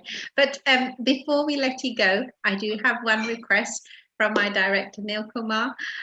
He's requested a short verse of Achyutam I knew Keshavam. it. If you don't mind, it would really make his day, and he's worked really hard for this. So if you don't mind, thank you so much, Shivali. That's fine. I'll do. I won't be able to do it with any music because I haven't tuned my tanpura to it. But that's fine. Yeah, everyone's favorite Achyutam. Achyutam Keshavam Krishna Damodaram Rame Narayanam Janaki Vallabham. कौन कहते हैं भगवान आते नहीं, तुम्हें मीरा के जैसे बुलाते नहीं। कौन कहते हैं भगवान खाते नहीं, बीर शबरी के जैसे खिलाते नहीं। अच्युतम केशवम कृष्ण दामोदरम रामे नारायणम जानकी वल्लभम। कौन कहते हैं भगवान सोते नहीं, माँ यशोदा के जैसे सुलाते नहीं। कौन कहते हैं भगवान नाचते नहीं, गोपियों की तरह तुम नचाते नहीं। अच्युतम केशवम कृष्ण दामोदरम रामे नारायणम जानकी वल्लभम। रामे नारायणम जानकी वल्लभम। रामे नारायणम Janaki Vallabham. Especially for Neil Bhai, with lots of love. Hare Krishna, I can completely understand why Neil wanted to hear that. That was truly amazing, Shivali. Keep up the fantastic work. God bless you, and we hope we'll have the privilege to welcome you here again very, very soon. Thank you, Jai Shri Krishna, and passing on to Prash, my great friend, who is going to take over. Lovely to see you both. Thank you. Fantastic. Take care, Shivali. Enjoy the rest of your evening. Okay, so the time's gone so quickly, and sadly, I need to step back, but you won't be disappointed to welcome your next host, an incredibly talented young man. He's a member of the Healing Our Earth family. He's a singer and founder of Mantra Therapy. Please do check it out. He's doing some fabulous work. Hare Krishna, and a very warm welcome to you, dear Prashbhai. Very warm welcome. Namaste, Jai Shri Krishna and Hare Krishna to you. Thank you, Versha, for that lovely introduction.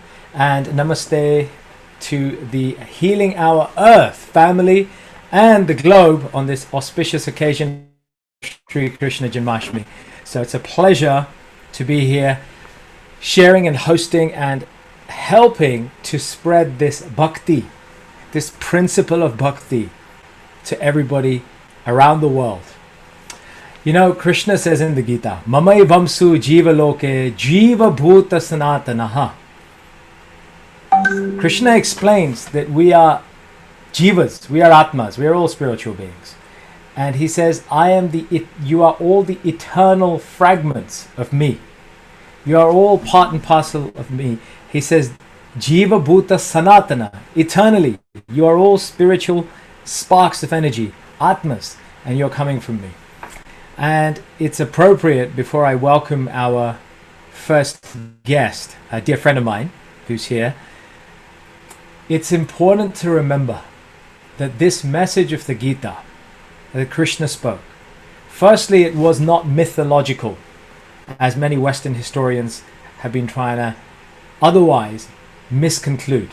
It happened 5,500 plus years ago on the battlefield of Kurukshetra. Krishna was not a mythological character. Krishna isn't some ordinary human being. Krishna isn't some sort of higher being and a prophet just coming down to earth. How do we know this? Because Krishna himself says in the Bhagavad Gita, Aham sarvasya prabhavo mataha sarvam pravartate iti matva bhajante mam buddha bhava samanvitaha. Krishna explains that I am the controller and master and originator of all the planets, sarvasya prabhavo. I am the controller and ruler of all the planets. I am the founder of everything that you see. I am the origin. And all pearls and everything rests upon me like pearls on a necklace. So he is himself describing that he is Bhagwan. Of course, Arjun goes on to say in the Bhagavad Gita, Param Bhagwan Param Dhamma Pavitram Paramam Bhava, that you yourself are God. You are the Supreme Being, and therefore I'm not saying anything other than we have the distinct opportunity to connect with God in this form. In his form is Krishna. And you may worship God in any other form that you may choose. But today, this auspicious occasion of Janmashtami is to honor that same Supreme Being that we all worship with different names, Allah, Jehovah, Yahweh, Ram, in this form of Krishna. Krishna is the original form according to Lord Brahma. Govindam Adi Purusham Tamaham Bhajami. Govinda is Krishna, is the original form. So having said that, I want to invite an original artist who has joined us here, a dear friend of mine who has a number of strings to her bows. And I'm honored to have her here with me. She's been singing with us at Mantra Therapy when we hold our satsangs here in London. Those of you who've been to our events or our retreats, you'll know what that's like. And we love to mix up these musical styles. Her name is Deepa Patel. Deepa is an energy healer and an alignment coach. And she also loves to sing. So not only is she healing through her skills, but she's also singing to help heal. And singing is really her passion as well. And she only recently started to pursue it with the passion that she has after becoming a mom. So she teaches mindfulness and healing as well. So we're going to experience some of that healing vibration through her voice. Please welcome the lovely Deepa Patel. Deepa, namaste. Thank you, sir. Thank you very much. Jai Shri Krishna, everybody. And very happy Janmashtami to all of you watching. I'm going to start with Om, and then I'll sing my first song. And it's been a pleasure being here this afternoon, this evening. Thank you.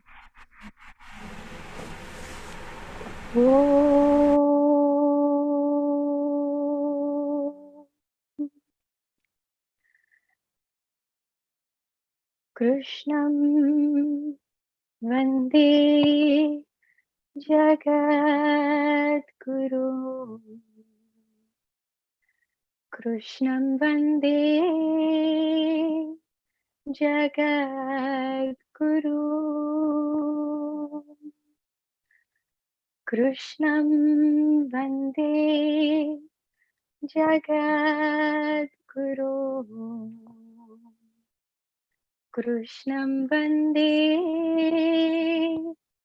Jagat Guru.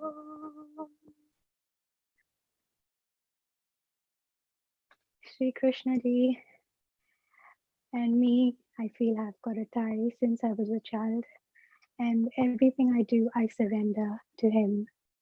And the next song is from a movie, Lagan. It's a very famous song, and I have loved singing this, but I've never sung it in front of all the audience here. So I hope you enjoy it. I have no music here because of some technical things, but I'm sure you will enjoy this. It comes purely from my heart.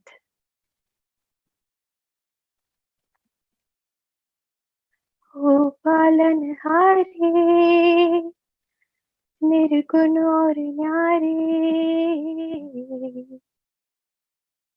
ओ पालनहारे, निर्गुण और न्यारे, तुमरे बिन हमरा कौनो नाही, तुमरे बिन हमरा कौनो नाही, हमरी उलझन सुलझाओ भगवन, तुमरे बिन हमरा कौनो नाही, तुमरे बिन हमरा कौनो नाही।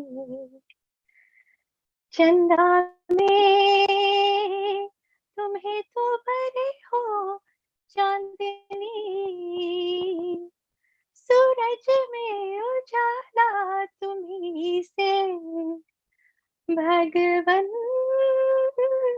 ये जीवन तुम्ही ना सवारोगे तो क्या कोई सवारे, ओ पालनहारे, निर्गुण और न्यारे, तुमरे बिन हमरा कौनो नाही, हमरी उलझन सुलझाओ भगवन, तुमरे बिन हमरा कौनो नहीं। जो सुनो तो कहे प्रभु जी हमरी है बिनती, दुखी जन को धीरज दो, हारे नहीं वो कभी दुख से, तुम निर्बल को रक्षा दो, रह पाए निर्बल सुख से, भक्ति को शक्ति दो, भक्ति को शक्ति दो, जग के जो स्वामी हो इतनी तो अर्ज सुनो, है पथ में अंधियारे, दे दो वरदान में उजियारे, ओ पालनहारे, निर्गुण और न्यारे, तुमरे बिन हमरा कौनो नहीं, हमरी उलझन सुलझाओ भगवन, तुमरे बिन हमरा कौनो नहीं, ओ पालनहारे, निर्गुण और न्यारे, तुमरे बिन हमरा कौनो नहीं, हमरी उलझन सुलझाओ भगवन, तुमरे बिन हमरा कौनो नहीं, तुमरे बिन हमरा कौनो नहीं, तुमरे बिन हमरा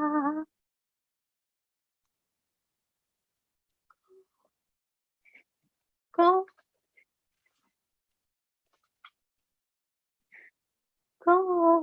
नहीं।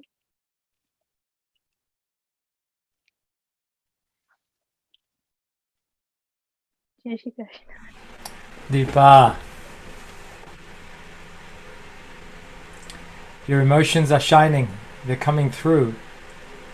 This is something, these are the rasas, these are the emotions, these are the mellows that this bhakti brings when you sing. Isn't it beautiful that such devotion, when it's evoked, can give so much feeling. Isn't it wonderful? I hope everybody felt as moved by that as I have done. It is such a joy. So we will sing now. So we will sing now something more. And I would like to offer a little kirtan myself. We also may have a surprise visitor. Something may happen, so stay tuned everybody. There may be a surprise from halfway around the world taking place during this session. So you're just going to have to stay tuned to see what happens there. Firstly, I want to remind everybody to stay present, to be present to what is around you, to the sounds, to the vibrations. Because where we go and how we go is this journey of depth. We fill ourselves with depth by Shravanam, hearing, and Kirtanam, singing or speaking. So we are engaging in Shravanam Kirtanam, the highest types of yogic practices that we can do in this age of Kali, in this difficult age that we're in. That is the easiest process for us to attain peace and salvation. So I have a little kirtan. We're going to chant the mantra with 16 words. Hare Krishna, Krishna Krishna, Hare Hare. 8 words. Hare Rama, Rama Rama, Hare Hare. That's 16 words. This mantra is ancient. It was spoken about in the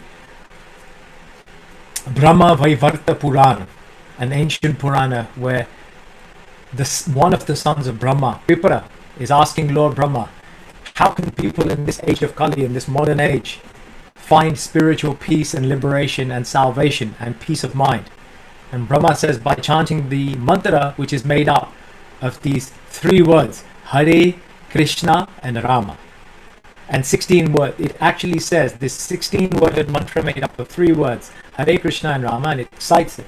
So we know that this Hare Krishna mantra has ancient origins, and it was revitalized by Sri Chaitanya Mahaprabhu 500 plus years ago in West Bengal and around India, the great avatar of Sri Krishna. So let us sing. Hare Hare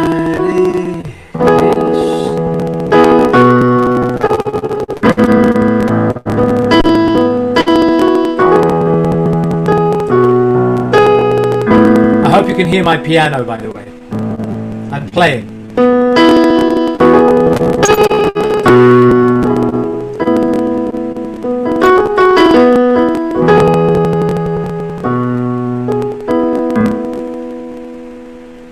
Hope you can all hear that.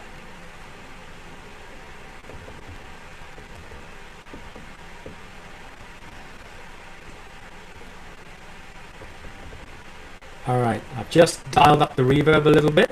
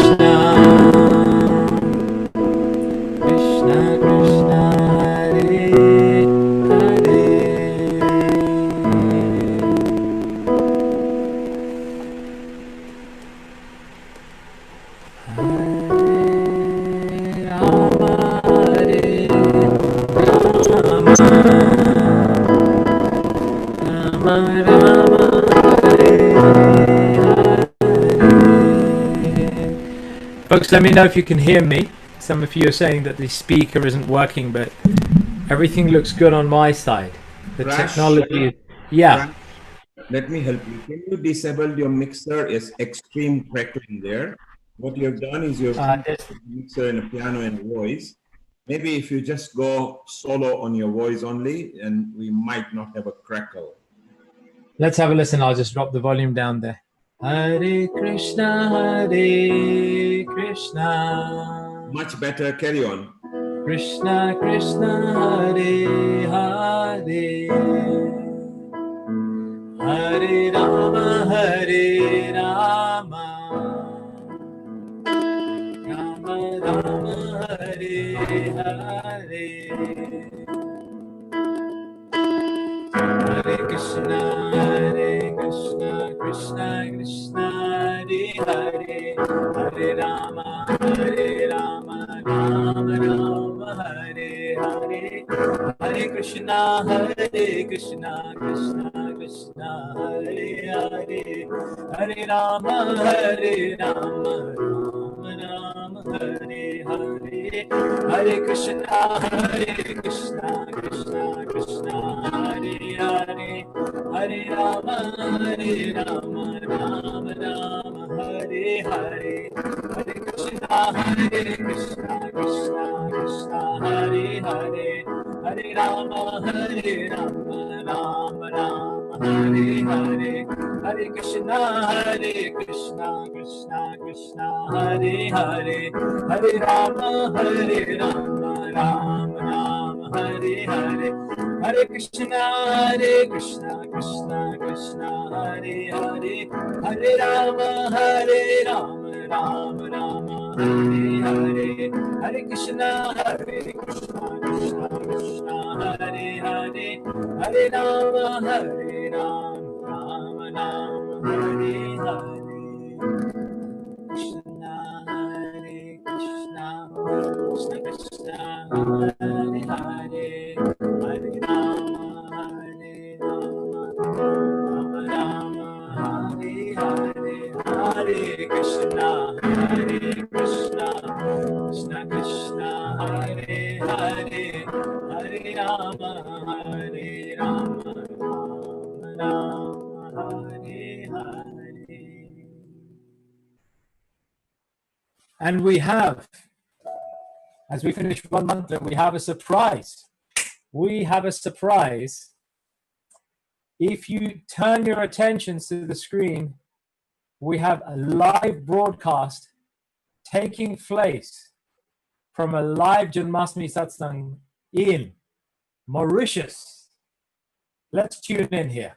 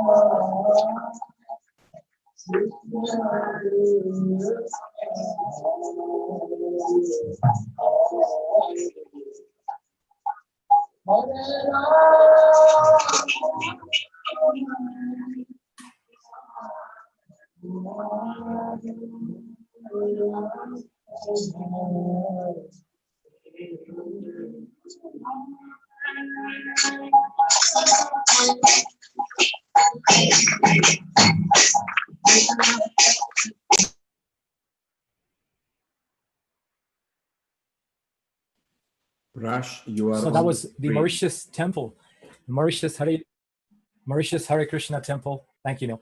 That was the Mauritius Hare Krishna temple. I hope you got a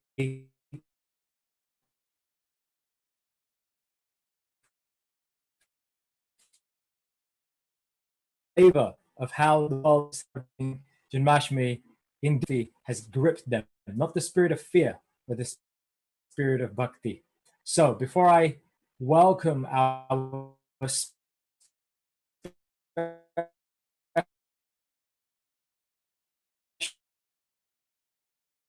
guest, next special guest, I'm going to leave you with a small Shri Krishna Govinda Hari Murari He Nath Narayana Vasudeva. We'll sing it with a little bit of East West fusion. Shri Krishna Govinda Hari Murari He Nath Narayana Vasudeva. Shri Krishna Govinda Hari Murari He Narayana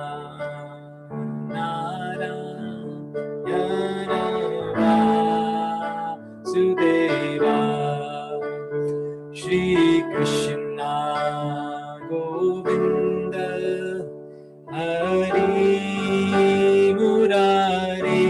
He Nath Narayana Vasudeva.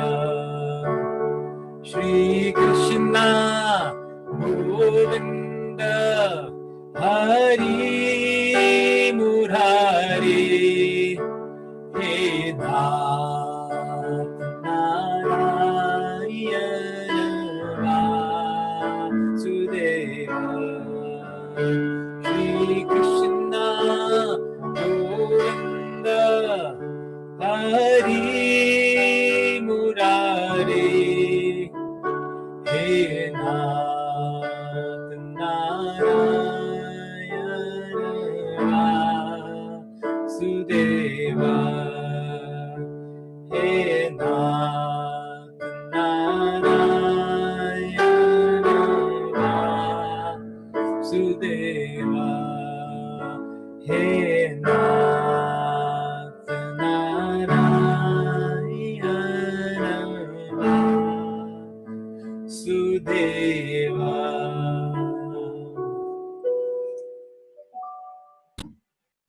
So, time to welcome our next special guest.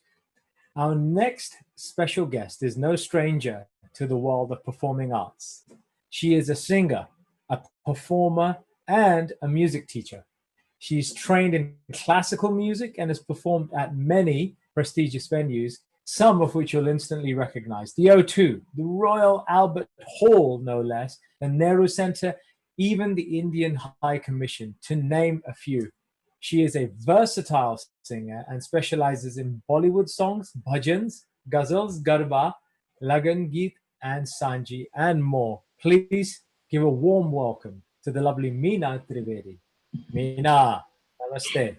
Thank you. Namaskar. Jai Shri Krishna to all the viewers around the world. I'm so happy to be in front of you singing again. Thank you very much for the opportunity. Thank you for having me. The first song that I have brought to you all is about a communication between Ma Yashoda and Shri Krishna. Krishna ji wants to get married to Radha ji, and how he convinces Yashoda ji about this. The whole song is about that. That is Radhika Gori se Maiya kara de mera byah. So here we are.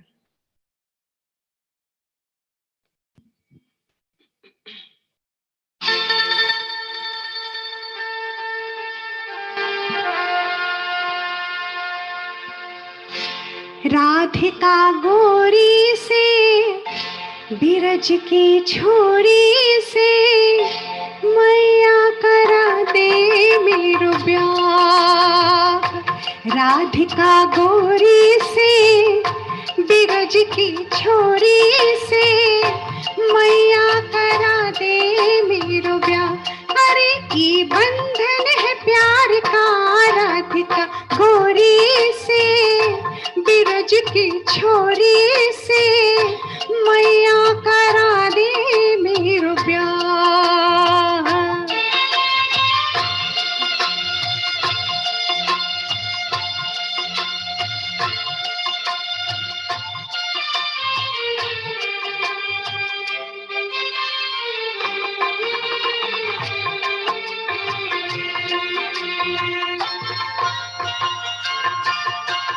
जो नहीं ब्याह करावे तुर गैया नाही चराऊं जो नहीं ब्याह करावे तुर गैया नाही चराऊं आज के बाद मोरी मैया तेरी दहली पर ना आऊं आएगा रे मजा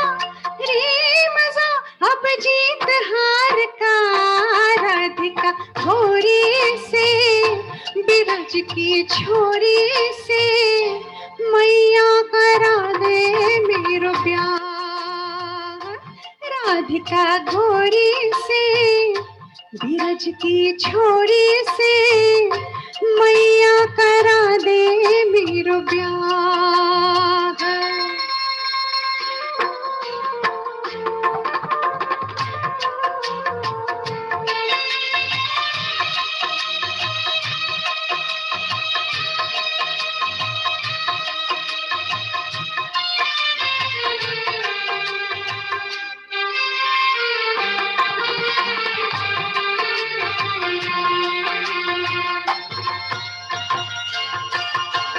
चंदन की चौकी पर मैया तुझको बिठाऊं चंदन की चौकी पर मैया तुझको बिठाऊं अपनी राधिका से मैं तोरे चरण दबवाऊं भोजन मैं बनवाऊंगा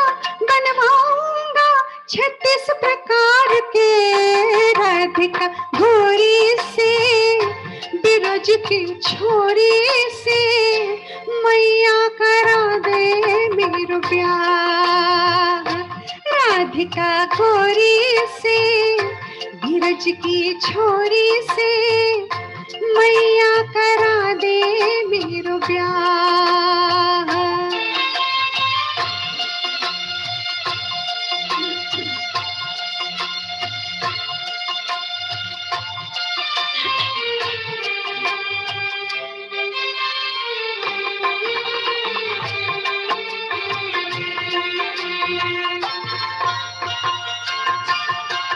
छोटी सी दुल्हनिया जब अंगना में डोल बोलेगी छोटी सी दुल्हनिया जब अंगना में डोलेगी तेरे सामने मैया वो घूंघट ना खोलेगी दाओं से जा कहो बैठे हैं द्वार पे राधिका थोड़ी से बिरज की छोरी से मैया करा दे मेरो ब्याह राधिका थोड़ी से बिरज की छोरी से मैया करा दे मेरो ब्याह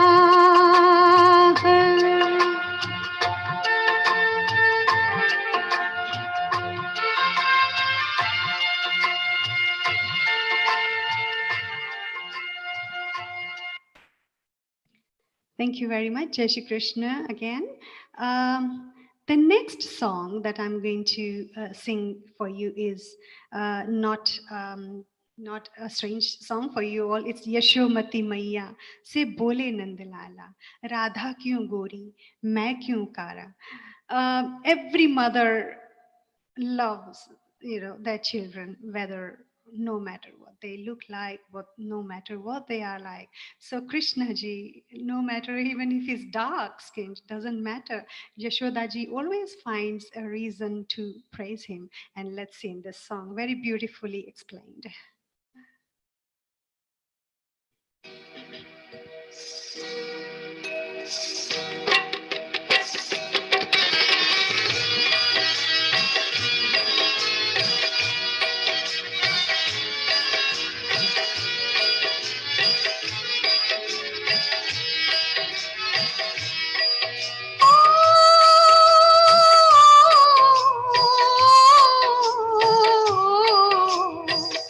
यशोमती मैया से बोले नंदलाला राधा क्यों गोरी मैं क्यों काला राधा क्यों गोरी मैं क्यों काला यशोमती मैया से बोले नंदलाला राधा क्यों गोरी मैं क्यों काला राधा क्यों गोरी मैं क्यों काला बोली मुस्काती मैया ललन को बताया बोली मुस्काती मैया ललन को बताया कारी अंधियारी आधी रात में तो आया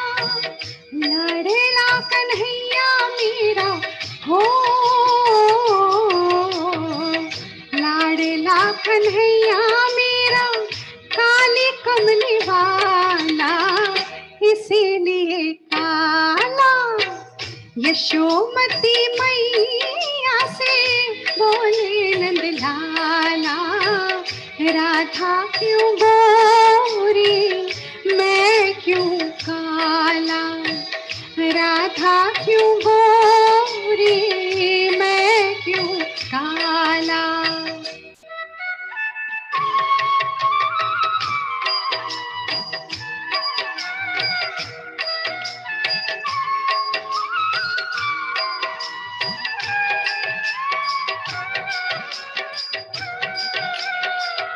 बोली मुस्काती मैया सुन मेरे प्यारे बोली मुस्काती मैया सुन मेरे प्यारे गोरी गोरी राधिका के नयन कजरारे नाले नैनो वाले ने ओ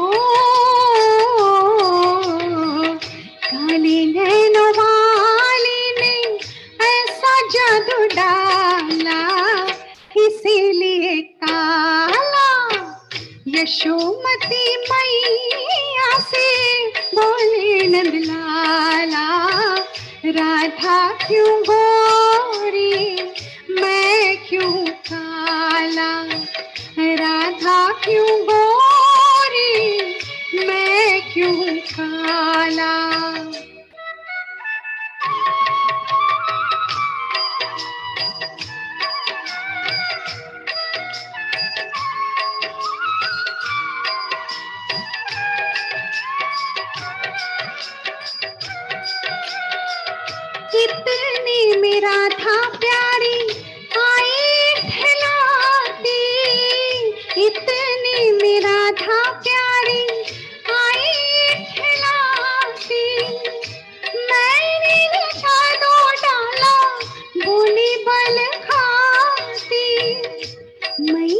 कन्हैया तेरा हो, मैया कन्हैया तेरा जग से निराला, इसीलिए काला। यशोमती मैया से बोले नंद लाला, राधा क्यों गोरी मैं क्यों काला, राधा क्यों गोरी मैं क्यों काला। Hare Krishna again. Now the next song that I have brought to you all is actually based on a classical rag. Because I'm classically trained, I thought I should sing something that's based on classical. It's beautifully sung by Lataji and Pandit Bhimsen Joshi ji. So please excuse me if I make a mistake. It's based on Rag Patdeep, very beautiful rag itself. And the words are Bajere Muriliya Bajere. So that will be my last song before I go. And Bajriliya Muliya means? Baje Re Muraliya Bajere. Please translate for us, for those who don't understand. Okay, it's about Krishna. He's playing a flute. So Bajire Muraliya Bajere. So Baje Re is just a word that comes after that, but it's just Baje. Baje means to play a flute. So Baje Muraliya Baje. We've been dancing to the flute of these wonderful speakers, Dhruv Chatralia, Melissa, and so many others, Eve Mendoza. So it's lovely now to dance to the tune of the flute. Please, Thank you. Enlighten us. Thank you. It's my pleasure to be here and celebrate Janmashtami with all you wonderful people, wonderful viewers. It's just my pleasure to be singing here.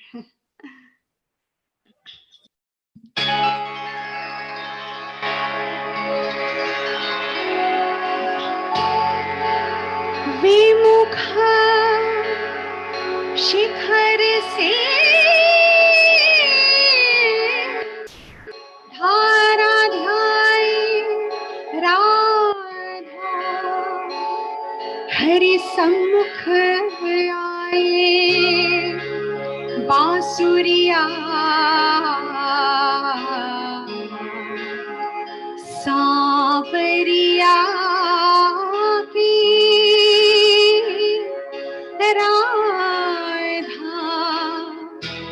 गोरी सुनवारी बाजी मुरलिया बाजी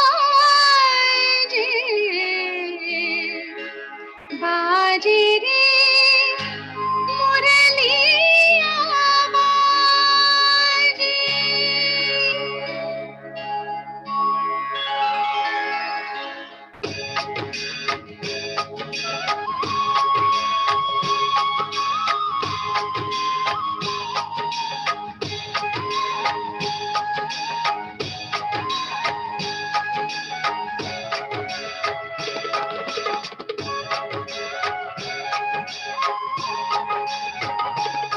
बाजे रे मुरलिया बाजे, बाजे रे मुरलिया बाजे, बाजे रे मुरलिया बाजे।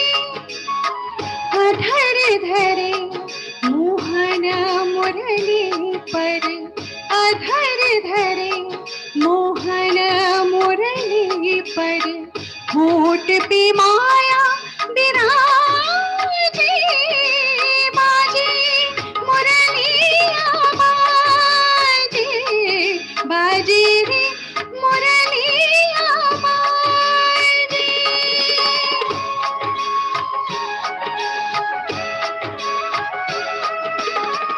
हरि हरि बांस की बनी मुरलिया, हरि हरि बांस की बनी मुरलिया, मरम मरम को छुए अंगुलियां मरम मरम को छुए अंगुलियां चंचल चतुर अंगुलियां जिस पर चंचल चतुर अंगुलियां जिस पर कनक मुंदरिया साजे बाजे मुरलिया बाजे बाजे रे मुरलिया बाजे अधर धरे मोहन मुरली पर अधर धरे मोहन मुरली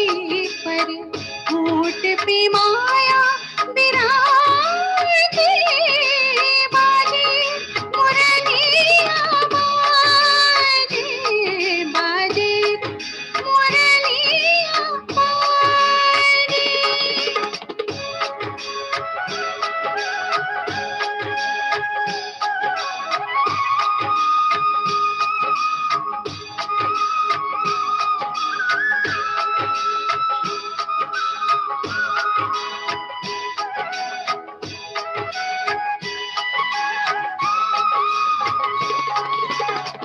पीली मुंदरी अंगूरी शाम पीली मुंदरी अंगूरी शाम मुंदरी पर राधा खाना मुंदरी पर राधा खाना आकर देखे सुने मधुर स्वर आकर देखे सुनिए मधुर स्वर राधा गोरी नाचे बाजे मुरलिया बाजे बाजे रे मुरलिया बाजे अधर धरे मोहन मुरली पर अधर धरे मोहन मुरली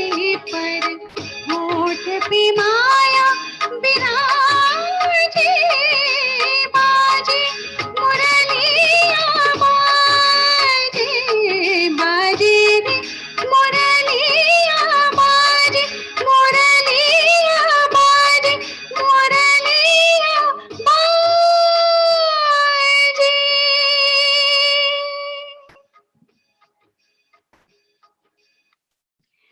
Thank you, Jai Shri Krishna, to all the viewers. Thank you very much, Healing for having me tonight.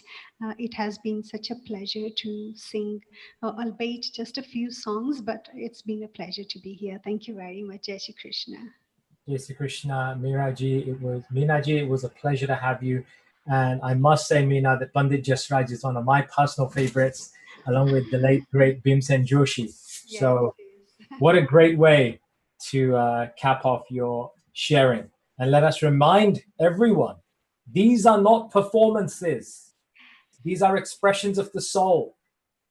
This is what we are doing. We're not here to sing and play for you, for your pleasure. We are here to help penetrate your heart so that Maya can dispel and disappear, so that you can fill yourself with the bhakti that you are.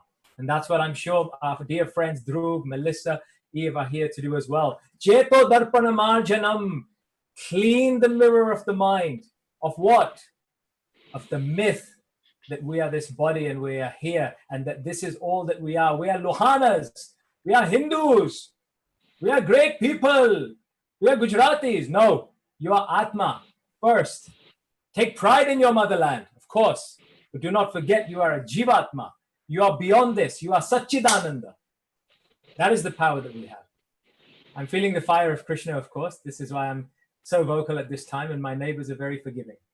So on that note, I want to welcome another Titan who's been with the Healing Arath family and expressed deep commitment and a flair at anchoring and bringing her own style of engagement for our guests that we've had for the past months. She is the lovely Sarita Menon, a managing director. There's so much we can say. She has her own business, a managing director. She's an accomplished NLP master practitioner. On top of these things, she also started her spiritual journey, which has led her on a trajectory to be a senior member of the Art of Living Foundation. She is a teacher for them, and she works with them on various well-being courses, including, of course, the Solution Kriya that we all know. So I'm delighted to pass the baton over to the lovely Sarita. Sarita, namaste ji. Namaste, Prash. Jai Gurudev! Jai Gurudev. And thank you for the very, very kind introduction. That is so beautiful. Thank you very much. And do you know what I want to add? Every session that you host, you raise the bar for us even higher. Yeah, it's going to be harder and harder for us to match you. Thank you very much. Thank you. Well, let's just say one thing. I may raise a bar, you may raise a bar, any other person here may raise a bar. But let's not forget the lifter of the ultimate bar. Giridhari, the one who lifted the mountain with his one finger, right here. Absolutely. He is the original bar raiser. Govindamadi Purusham Tamaham Bhajami. Ain't that the truth? Amen. Amen to that. And amen. Om Shanti. Om Shanti. Shalom. Yes, well, the other thing that Prash, that you said, which I find amazing, and that's actually summing up the whole of today's session, which is it's expression of the soul. It's not just music, it's expression of the soul. And that is what makes Healing Our Earth so special. So thank you all for participating. Namaste Globe. And for everybody who's just joining us, a very warm and loving welcome to yet another uplifting and amazing lineup by Healing Our Earth. So today we have a very special session on Krishna Janmashtami. Now, do you know what? I find, when I speak to people, a lot of people are very naturally just attracted to Krishna. And I was thinking, why? And do you know what I like best about Krishna is he is God, he is the Lord. And yet he's not flawless. He has his own little ways. He's mischievous. He lies when it comes to doing it for a good cause. And yet he's the Lord, and he does it all for a reason. He doesn't just do it senselessly. And that I find amazing. So welcome to Krishna Janmashtami. Now, where are you watching us from at the moment, by the way? There are many ways to tune into Healing Our Earth. There is our website, there's our YouTube channel, there's Facebook, which is Healing Our Earth /Facebook. Sorry, facebook.com /Healing Our Earth. There's Hindu Matters in Britain Facebook. There's Diwali in London Facebook, Hindu Forum UK, Hindu Forum of Europe Facebook as well. And last but not the least, there's also Enrich TV Facebook. So there's many, many ways of tuning into Healing Our Earth. And Healing Our Earth are always working hard to bring you some amazing, informative and enjoyable sessions every week. So to this end, on Sunday, the 16th of August, we have, which is the coming Sunday, we have a well-being and wellness special session to help us maintain a healthy and happy, prosperous body and mind. And on Sunday, the 23rd of August, is our very special session called Healing Mantras, i.e. mantra chanting for COVID heroes. And that's an all-inclusive session. So everybody from all languages, religions, caste, creeds, whatever, are all welcome very warmly and with love from Healing Our Earth team. Now with that, let's go to the part 2 of our Janmashtami satsang, the Rasa Leela, or Krishna's spiritual revolution, brought to us by Eve, Dhruv and Melissa from the USA and the UK. Now the three of them, the trio, have been with us just a couple of hours ago, and they're going to be here again. So we have Dhruv Chatralia, BEM, Queen's New Year's Honours List recipient 2020, author of 21 books and renowned speaker on Hinduism, along with Eve Mendoza, renowned speaker, broadcaster, and expert on Mantra Shastra, the Vedanga, and the Vedic sciences. and also Dr. Melissa Kapoor, PhD from Oxford University, CEO of Medical Technology Company and renowned speaker on Hinduism. Namaste, Eve, Dhruv and Melissa. Welcome back. Thank you, Sarita ji, for welcoming us back. It's an honor to be here with you celebrating Janmashtami. Big shout out to my brother Prash, who's given me a number of shout outs when we haven't been together at the same time. So welcome and happy Janmashtami to you. We did the first ever Ramayan in the city at BT back in 2013. So we go back a long, long way. I've known him even longer than I've known my own guru. So been very much part of each other's spiritual journey. So bless you, Prash. And thank you, Meena ji, for such a beautifully sung classical composition. I was struggling to hold back tears after listening to your lovely rendition. So thank you, Namaste, and Jai Shri Krishna, everyone. This is part 2 of our talks between Melissa, Eve G, and I on Janmashtami, on Bhagwan Shri Krishna's Leelas. We're just going to begin this session with some opening prayers from Eve G.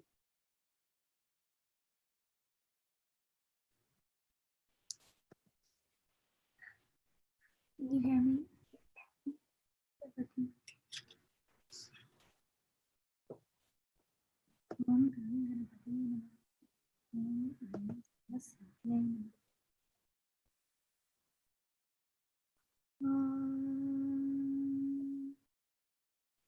Shantakaram Bhujagashyayanam Atmanabham Suresham Vishwadharam Gagana Sadrusham Nidabharnam Shubhangam Lakshmikantam Amalanayanam Yogi Virgyanaghamyam Vande Vishnum Bhavabhayaharam Sarvalokekhanatham. Jai Shri Krishna. Thank you, Eve Ji, to start us off with that divine energy of Bhagwan Shri Vishnu. We're going to start off. I'm just going to narrate some shlokas and some descriptions of the Srimad Bhagavat, and Eve Ji and Melissa Ji will give their views on the most kind of the beautiful divine Rasa Leelas which has appealed to them the most, and what is it about Shri Krishna's symbolism that strikes them. So the 5 shlokas in the 10th skanda of the Srimad Bhagavat, which are known as a Rasa Panchadhyaya, if we were to consider the Srimad Bhagavat as a temple, the Dasam skanda would be its sanctum sanctorium, and the Rasa Panchadhyaya would be its peak. So amongst all the divine acts that Shri Krishna has performed in Vraj, the Rasa Leela is superlative. So on observing the advent of the winter season, whose nights are fragrant with flowers blooming all around, the Lord decided to fulfill his promise of a divine excursion given to the gopis. And this Rasa Leela is no ordinary play. The realization of a dream, the reverie of being one with the divine that the devotee keeps seeing in its mind's eye since eternity, is Ras. The Shri Krishna who plays Ras with the gopis is not Devki's and Vasudev's son. He is the God himself. The Lord is beyond desires. In spite of that, he has accepted desire and created a decision to fructify his devotees' desires. So in the Rasa Leela, the moon showered an ocean of divine nectar in each and every corner of the forest through its dazzling brilliance. On reaching the banks of the Yamuna river, Shri Krishna commenced playing melodious notes from his flute in the delightful and sanctified environment. Along with clear currents of the wind, these notes reached Vraj.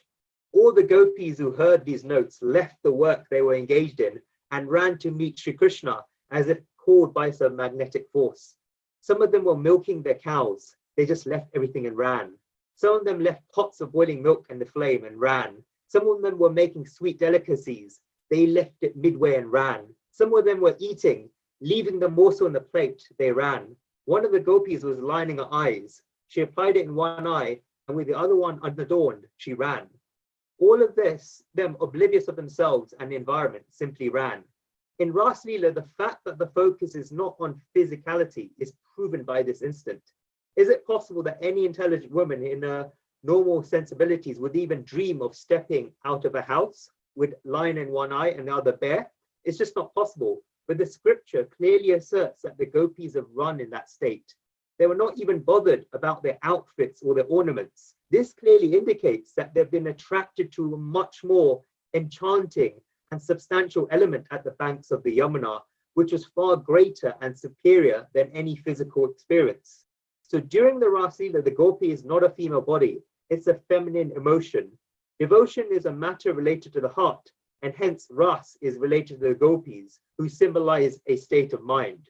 A gopi is defined as someone who continuously keeps drinking the nectar of the divine Shri Krishna element through their 10 senses. Another definition is one who keeps Shri Krishna and the love for him a secret. So as soon as they heard the Lord's notes, the gopis who had done penances to be one with the Lord ran to the banks of the Yamuna. Welcoming the gopis who had gathered around him, Shri Krishna said, "You're most welcome. Tell me the reason behind your arrival." The words are heartening and sound like sweet music to the ears of any devotee. The Lord is welcoming his beloved devotee. As a devotee keeps advancing on the path of devotion and reaches the peak, he finds his Lord waiting there to greet him. So the gopis didn't have any desires and hence refrained from providing a reason for their arrival. So the Lord decided to test them one more time. He asked them to return home to Vraj. He scared them with stories of the dark, mysterious night and ferocious animals in the woods. He prompted them to think of their worldly responsibilities like their children, cows, calves.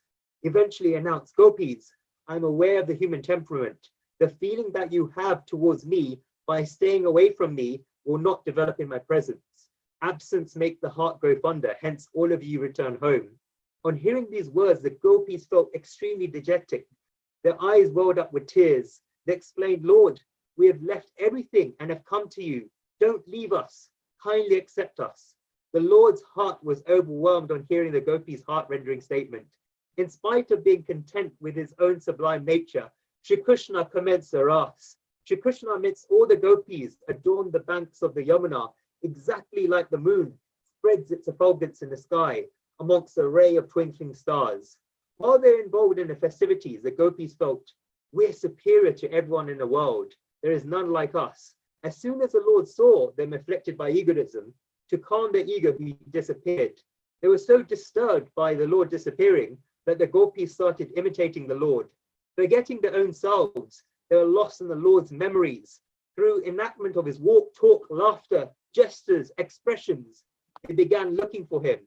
They asked the trees in the woods, "O Banyan, O people, have you seen our Shri Krishna?" When they didn't receive a reply from the trees, one of them commented, "How can these masculine trees understand the feelings and sentiments of a woman's heart?" They asked the Tulsi, not only as a feminine herb, but also for her devotion to the Lord. "You'll be able to understand our emotional plight. Have you seen our Shri Krishna?" When Tulsi didn't reply, they asked the earth, "O Mother Earth, you're constantly doubt this privilege of soothing the touch of the Lord's feet whenever he moves around. You tell us, where is he?" When they failed to get a reply from everyone in the forest, the gopis started imitating divine acts of the Lord. Realizing it was not possible to find Shri Krishna by imitating him, they started looking for him through by-lanes of the forest. Suddenly they saw his footprints. Following these impressions, the gopis noticed that along with his prints, there was yet another pair of footprints. These impressions were smaller compared to and lightly pressed against the earth than the other footprints. The gopis thought, pleased by devotion, Shri Krishna has retreated with her in seclusion. As they went ahead following the imprints, they noticed at some point onwards, the footprints of the lady disappeared, and Shri Krishna's foot impression seemed to sink deeper in the sand. The gopis, who were so patient, couldn't resist blurting, "She must be tired," and the Lords lifted her in his arms. As they proceeded further, the gopis came across one of their friends, who became unconscious for the sorrow of separation from Shri Krishna. Saints consider this gopi as Swaminiji in the form of Radha. Radhaji symbolizes the power of bliss. She's the embodiment of compassion towards the individual soul, seeking the universal soul in unity. All the gopis asked Radha why she's here. Radha replied, "For my gathering, the Lord took me to the retreat of his solitude. He was talking to me. Without even blinking for a moment, I was relishing the glimpse of his divine presence. Suddenly thought, all the gopis are superior to all the devotees, and amongst them, I am the most superior one, as I have this privilege of being with the Lord in seclusion." As soon as that thought crossed my mind, the Lord disappears. And I've been looking for him for a long time. Having realized their folly, the gopis began praying to the Lord, pleading to him to make an appearance. This prayer is known as a Gopi Geet, which is an emotionally profound poem inspired by the devotional heart's profound craving to be one with the beloved, and through it, one can experience a constant sprinkling of the nectar wisdom. So the gopis implored the Lord to appear before them. Keeping their sincerity in mind, the Lord manifested himself. The gopis immersed in a state of pure joy after having realized Shri Krishna. Shri Krishna offers the assurance that, O gopis, you've left behind all society bindings, scriptural traditions, family and friends, just for my sake. Under those circumstances, your intellect should not drift away elsewhere and should remain in me. Keeping this in mind, in spite of the fact that I love you, I disappeared. Do not just try to see flaws in my love. I nurtured feelings of deep affection for you, and your feelings reflect the same. You've severed all ties, which even great yogis are not able to do. Your association with me, a soulful alliance, is virtuous and chaste. Not only in this lifetime, but also beyond time, I am incapable of reciprocating the abundance of love you've showered on me. With your caring and tranquil nature, you'll be free from all obligations, and I will be indebted to you. With this answer from Shri Krishna, all the doubts, sufferings, and complaints of the gopis vanished. They became completely immersed in Shri Krishna. The Lord initiated the Ras. A number of Shri Krishnas appeared to accompany each and every gopi, and all of them were bestowed with the experience of divine intimacy. As a child plays with his shadow, Shri Krishna initiated the Maharas. With the objective of relaxing and overcoming the fatigue, Shri Krishna, with all the women in Braj, entered the river Yamuna. Having enjoyed playing in the waters of the Yamuna, the Lord with the gopis strolled in the garden situated at the banks of the Yamuna. So I finish with that narration of the Srimad Bhagavat, and I will pass it on to Melissa ji to talk about her experience of the divine Leelas of Shri Krishna. Thank you, Ji. So yes, I'm going to be reflecting on the Rasa Leela as well, but I guess from a more sort of personal point of view, what does the Rasa Leela represent to me? And to me, it represents the thing that I really love about Hinduism, and that is that it is spirituality infused with a love for life, for celebrating life, for the color of life. And that's something I really noticed the very first time I visited India. It's just how colorful it is. And you have to look at the peacock feather on Sri Krishna's forehead. It has all the colors of the world. Another way in which it celebrates life is how it celebrates life through music and through dance. So Sri Krishna, his favorite instrument is the bansuri, the flute, and it makes the sweetest sound. And it attracts all the people around him so that they start dancing, completely mesmerized in the sweet sound of Bhagwan Krishna's bansuri, flute. And one of the things I really appreciated is that before I came to understand what is Hinduism, I've always loved music and dance. I've always found it very impactful, very potent. And since learning about Hinduism, becoming a Hindu, it now makes so much sense to me that music and dance, they are forms of expression, of devotion, of worship. It's just so beautiful. You only have to look at Carnatic music from southern India to know it is the most complex. It is the most complete. You have to look at Bharatanatyam dance to see just how meaningful it is. Just a few weeks ago, I was watching a clip on YouTube, and it was of this amazing young girl dancing Bharatanatyam, and she had called it the peacock dance. And it reminded me a bit of last year, because I would love to learn Bharatanatyam dancing. I took a couple, I think 2 or 3 basic lessons. And one of the things that really stood with me was some of the mudras, including the peacock mudra, the Mayura. So why I'm talking about this is because to me, the color, the music, the dance, they are the qualities that are so prominent in Bhagwan Krishna. And ultimately, obviously, Bhagwan embodies all of the infinite qualities that could possibly exist, absolutely infinite. And the different avatars and manifestations of Bhagwan, they have different prominence in these different qualities. And it's not to say that any avatar or manifestation is any greater or lesser than any other, because ultimately infinity plus 1 is still infinity, infinity plus 2 is still infinity, and in the case of Bhagwan Krishna, infinity plus 4 is still infinity, because there are 4 qualities of Bhagwan Krishna that are very prominent in him. The first is the sweetness of his form, the sweetness of the way he looks, the way he walks, the way he talks, the way he eats, the way he does everything. The second is the sweetness of his pastimes, the sweetness of him being the makkan chore, of him breaking pots, of him making a mess in Maya Yashoda's house. The third is the sweetness of his associations with his friends, with his family, with Radhaji. None of them can believe that he is Bhagwan because they love him so much. They are so immersed in him. They can't imagine he is Bhagwan, in which case they would feel, slightly perhaps they should surrender to him, that they should be distant from him. No, they want to embrace him all the more because they see him entirely as their son, as their friend. And fourthly, the fourth quality that Bhagwan Krishna absolutely epitomizes is how he can be so sweet and yet at the same time contrast that by being the absolute Dharma warrior. So as we know, the Bhagavad Gita is what Sri Krishna recites on the battlefield of the Mahabharata. And then in this way, he is the role model for us all, because we all need to fight adharma. If any of us tries to be neutral, then actually you are siding with adharma. We all need to fight adharma.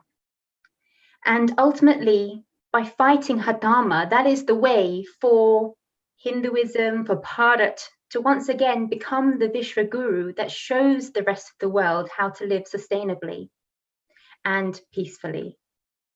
Om Shanti.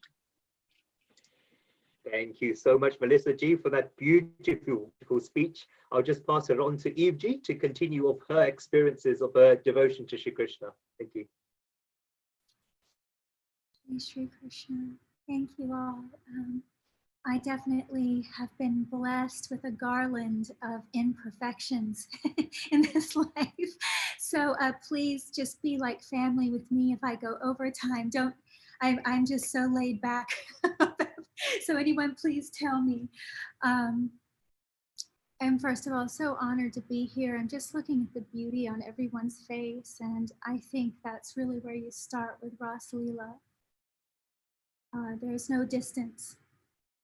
And the perceived distance is nothing but an illusion, and it's what allows us to continually exploit each other. But I don't want to go down that path right now, because this offers us a chance to embrace that which should not probably be explained through words. And yet we're here attempting to do. It's so beautiful, and it's so imperfect in that sense that words can not even come close to what the significance of this Leela. I thought of this before coming on, and I thought of two things actually. One is indirectly linked, but one is that even Lord Shiva wants to participate. The ultimate Purusha, the one that is represented by a lingam, the masculine force. Even he witnesses this. So what is this mystery? The mystics, even Sufi mystics, speak of Saki, or the one who gives the wine.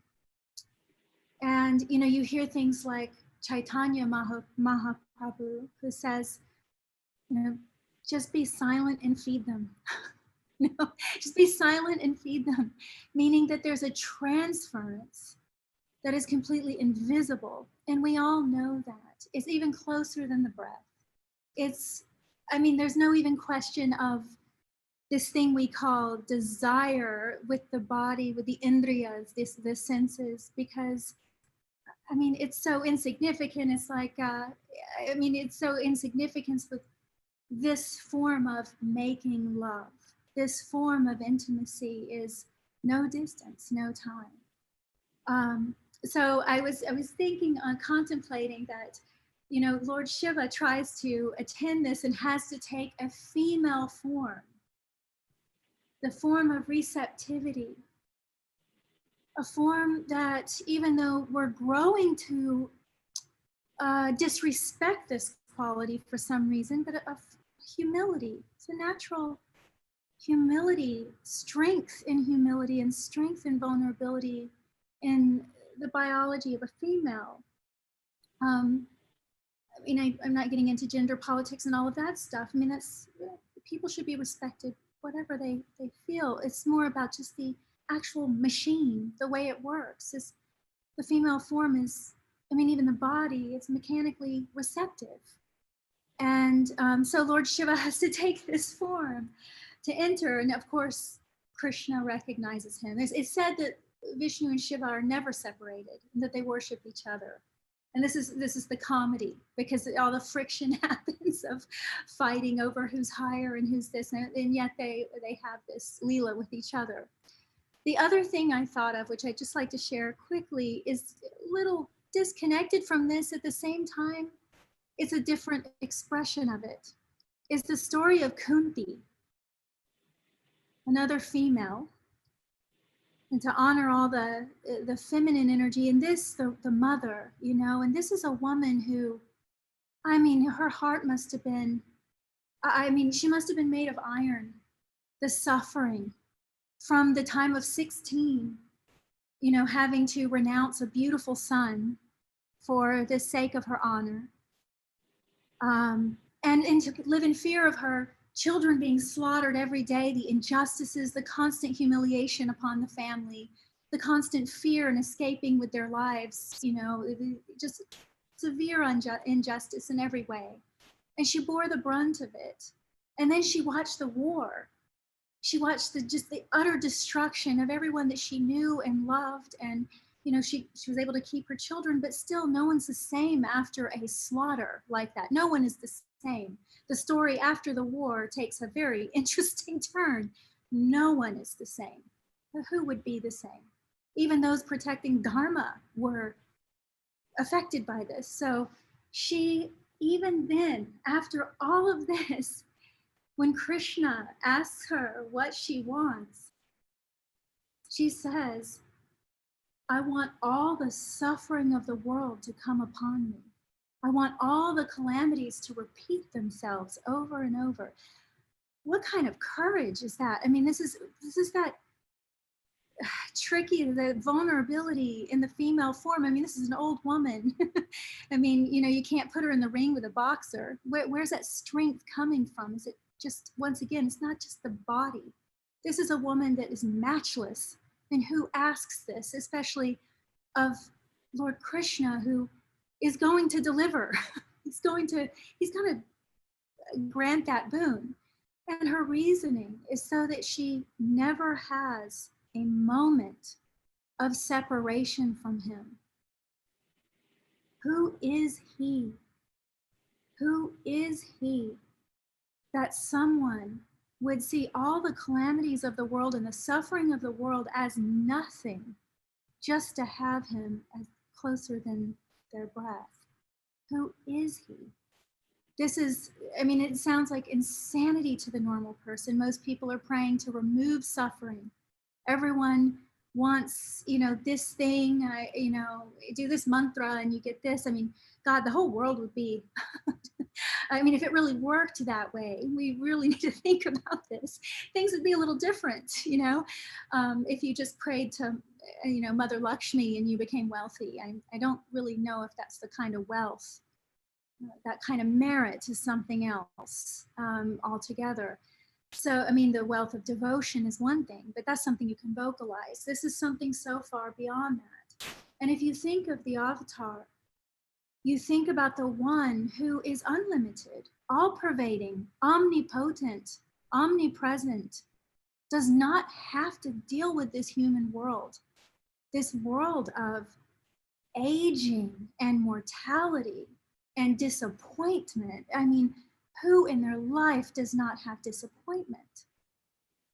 And is that not an opportunity to have a character that is representative of that great love for the sacrifice that even Lord Vishnu does for this minuscule drop in the ocean, that he comes and participates, whether it's war, whether it's Rasa Leela, which is pleasant, but to him it's all the same. But that burden comes upon his head, the burden of our prayers, the burden of those who don't even know that they're praying to him.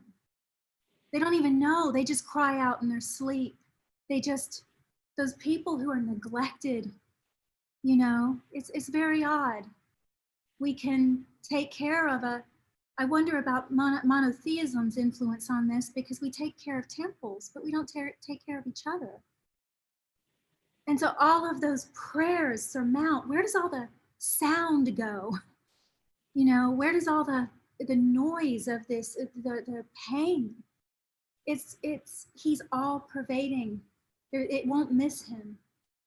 And it's said to always cry out to Lord Vishnu. You see in the stories that, the only reason the gods or the devas are really victorious over the Rakshasas. In many ways, the Rakshasas have more character. In many ways, they're more disciplined. Some of the gods are quite debaucherous and sloppy and very human. I mean, making all kinds of mistakes. That's the beauty of it, is we're flawed. We're perfectly flawed, like that was expressed before. I love that. I absolutely love that. But the humility to come to Vishnu, to say, I need help. I need help. That humility and that willingness, like even Kunti asking that's like, let me have, I don't want the petals of the rose. Those wither with age. I want the thorn. I want the thorn.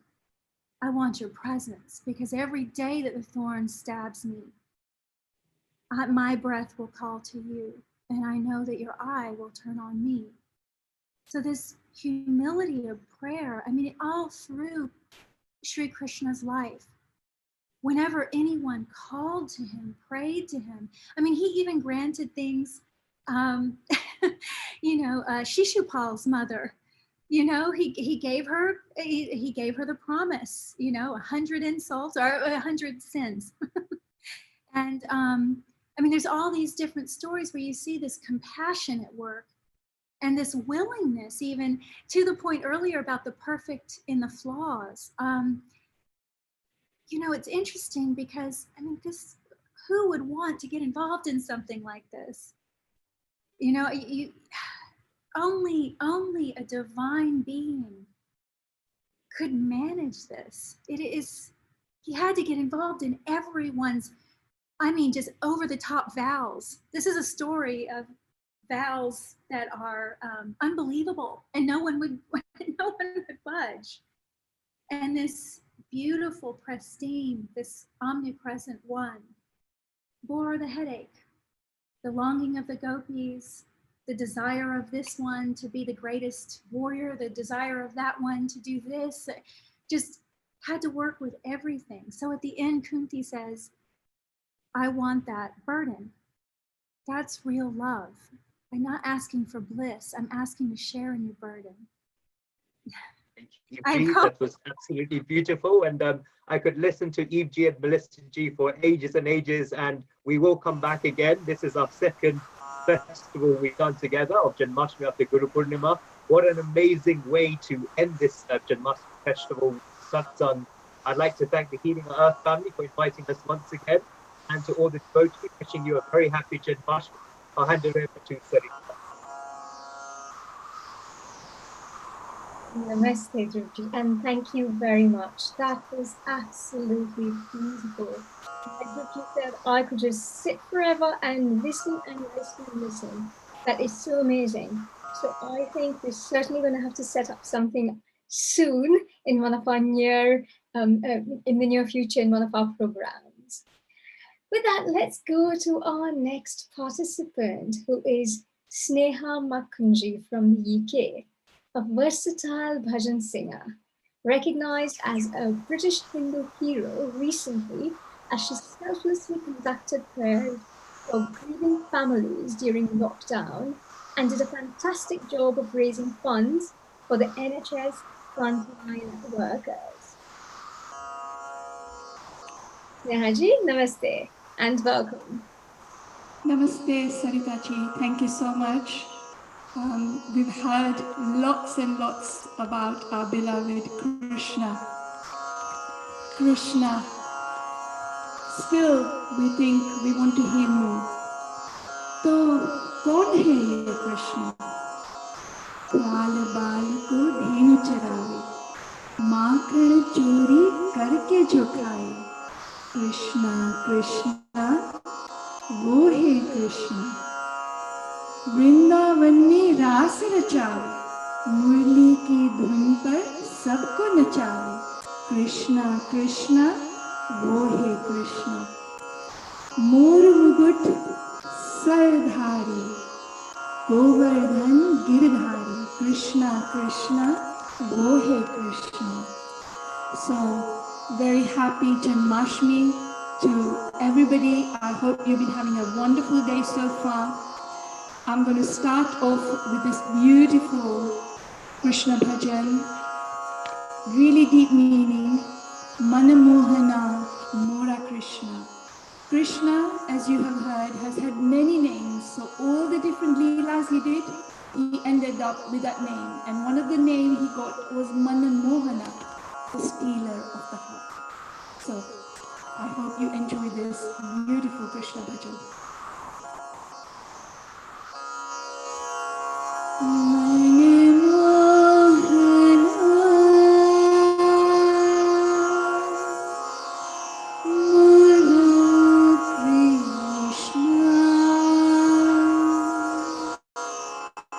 Krishna Krishna Manamohana Manamohana Mora Krishna Krishna Krishna Manamohana Radhe Radhe Jai Shri Krishna Radhe Radhe Krishna Krishna Manamohana.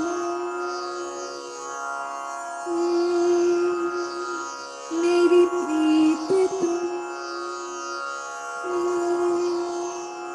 मेरा संगीत तुम, मेरा जीवन नहीं काया. बंसी बजैया रास रचैया, शरण मिलू Krishna. मनमोहना Mura Krishna Krishna Krishna Manamohana.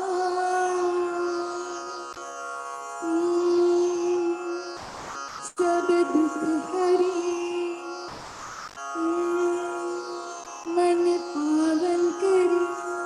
जब कान्हा मुस्काए, मन के वृंदावन का उजाला. गोपाला कृष्णा मनमोहना. मुरा Krishna Krishna Manamohana Radhe Radhe Jai Shri Krishna Radhe Radhe Krishna Krishna Yada Yada Hi Dharmasya Glanirbhavati Bharata Abhyutarambham Dharmasya Tatatmarakshichamya Manamohana Manamohana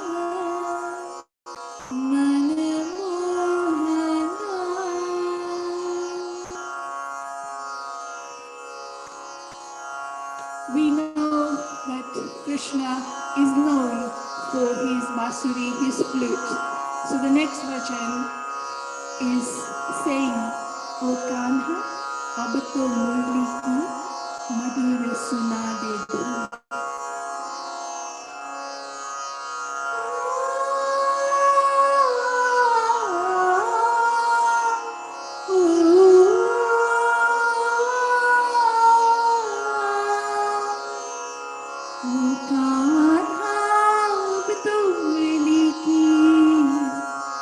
मधुर सुना दो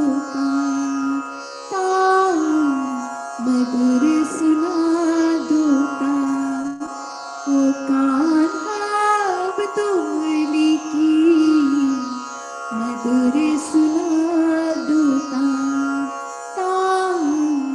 मधुर सुना दो मैं हूँ तेरी प्रेम दीवानी मुझको तू पहचान मधुर सुना दो मधुर सुना दो जब से तुम संग मैंने अपने नैना छोड़ लिए क्या मैया का बाबुल सबसे रिश्ते तोड़ लिए तेरे मिलन का व्याकुल है कब से मेरे प्राण मधुर सुना दो मधुर सुना दो सागर से भी गहरी मेरी प्रेम की गहराई लोक लाज कुल की मर्यादा तज कर मैं तो आई मेरी प्रीत से ओ निर्मोही अब ना बनूं अनजान मधुर सुना दो मधुर सुना दो ओ कान्हा अब तो मुरली की मधुर सुना दो मधुर सुना दो मधुर सुना दो The next bhajan, the beautiful Krishna bhajan, and it's in English. Beautiful words. So here I hope all of you will enjoy this beautiful Krishna kavita.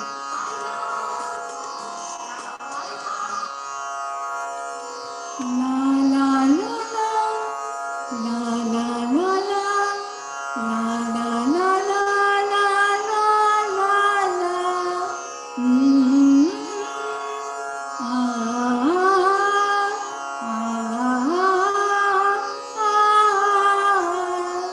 Krishna Mala, Krishna Malhar, Krishna the player of flute I like. Krishna Mala, Krishna Malhar,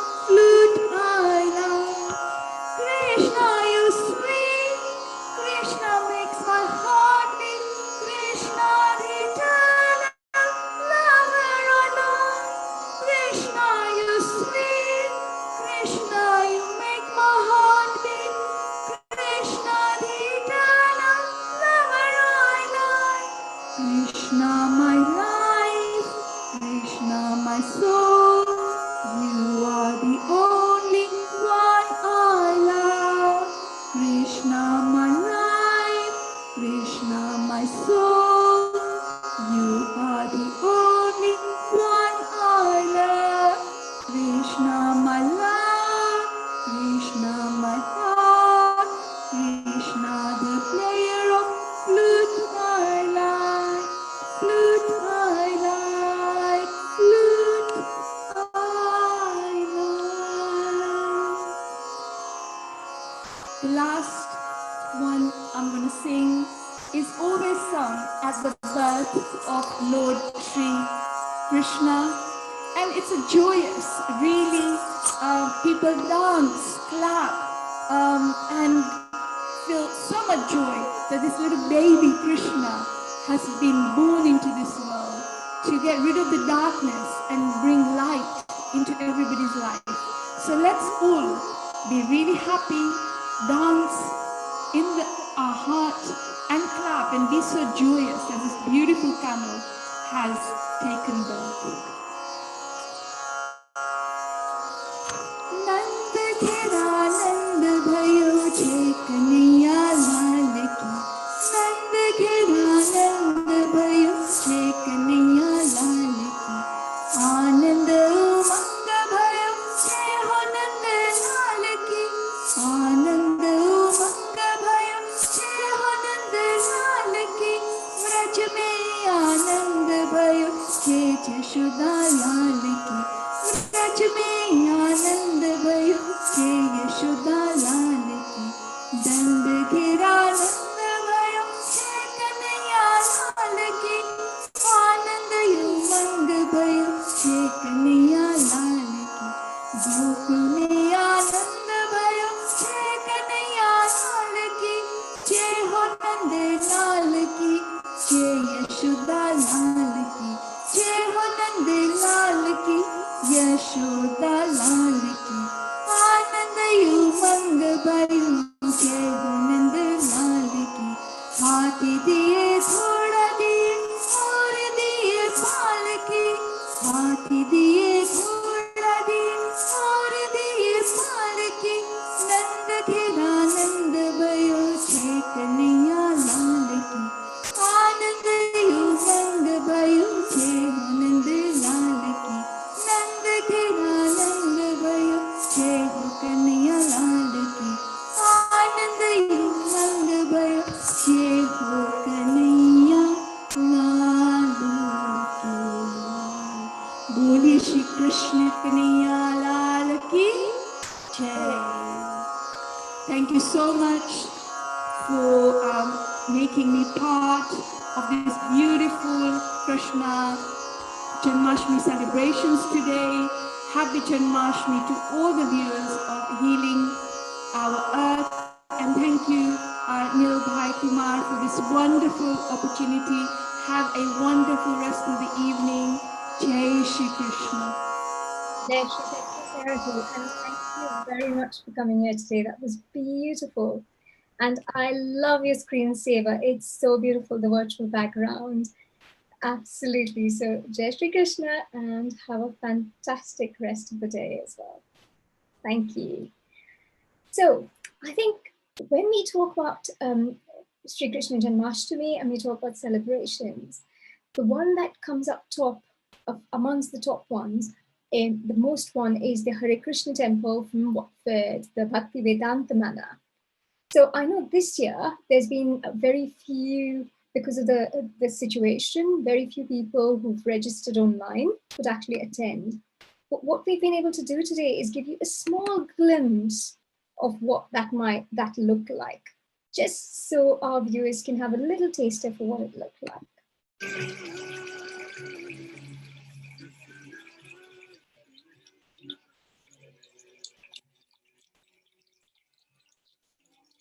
Isn't that beautiful?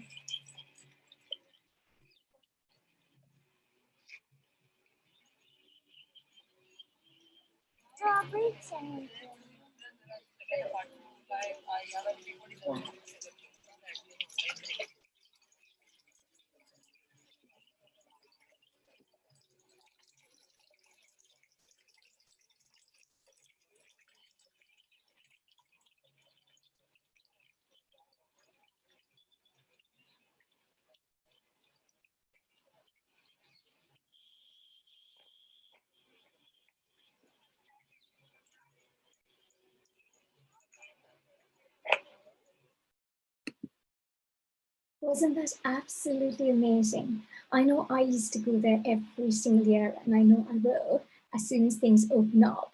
But at least there's a little glimpse from you so you can have a flavor of what it felt like. Hopefully you enjoyed that.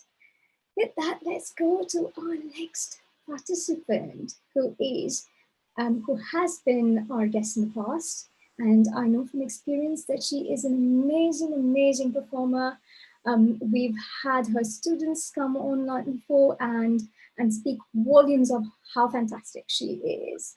So Veena Panikona is a performing artist and is working as a faculty for Telugu Association of London. Veena Kona is a daughter of renowned violinist Kona Vedavati Ganesh and is a disciple of Guru Sangeet Mani Vizinagaram and Veena has done her master's degree in music. So let's all welcome Veena ji. Namaste, Veena ji. Namaste, Sarita ji. Namaste once again, namaste. And Hare Krishna to everyone. I'm feeling very happy to be here on Janmashtami special of Healing Our Earth today, and would like to thank Neil Bhai for giving me this opportunity, and it's my pleasure to sing few bhajans for this Vasudeva Kutumbam. I'll be starting with a small bhajan, Chita Chora, about little Krishna.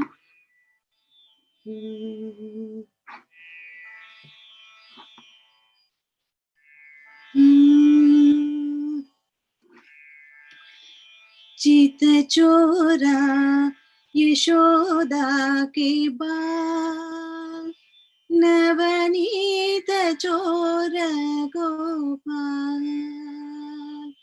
चित चोरा यशोदा के बाल, नवनीत चोर गोपाल।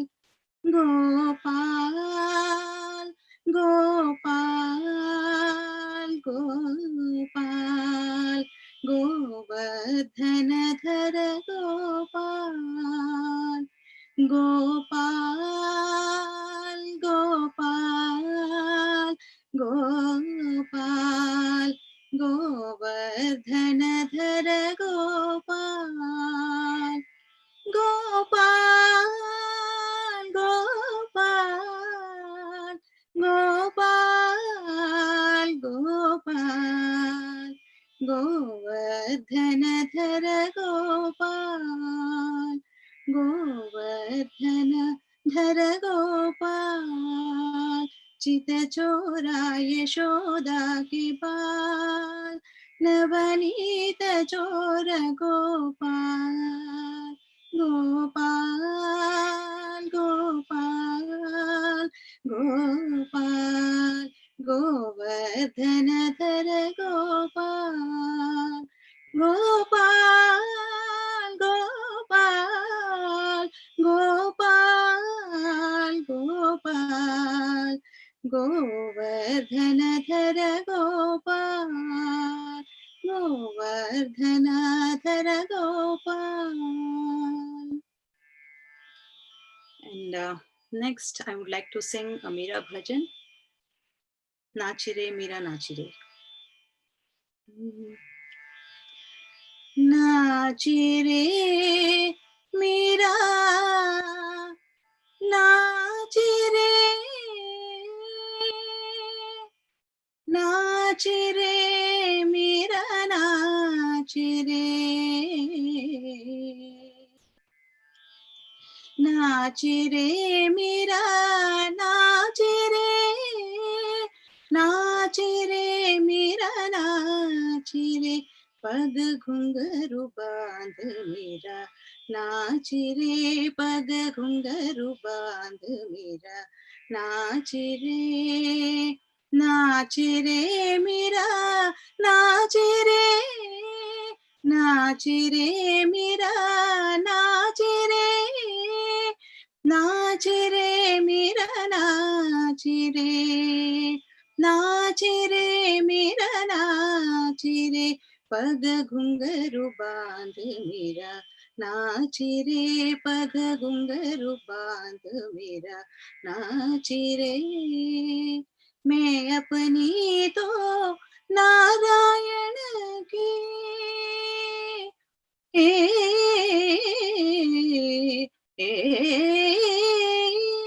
मैं अपनी तो नारायण की मैं अपनी तो नारायण के चरण कमल के दास रे प्रभु चरण कमल के दास रे पग घुंघरू बांध मेरा नाच रे पग घुंघरू बांध मेरा नाच रे विष का प्याला रणजी ने भेजा विष का प्याला रणजी ने भेजा पीवत मेरा हास रे प्रभु पीवत मेरा हास रे पग घुंघरू बांध मेरा नाच रे पग घुंघरू बांध मेरा नाच रे लोग कहें मेरा बैरी बावरे लोग कहें मेरा बैरी बावरे सास कहे कुलनाश रे प्रभु सास कहे कुलनाश रे पग घुंघरू बांध मेरा नाच रे पग घुंघरू बांध मेरा नाच रे मीरा के प्रभु गिरिधर नागर आ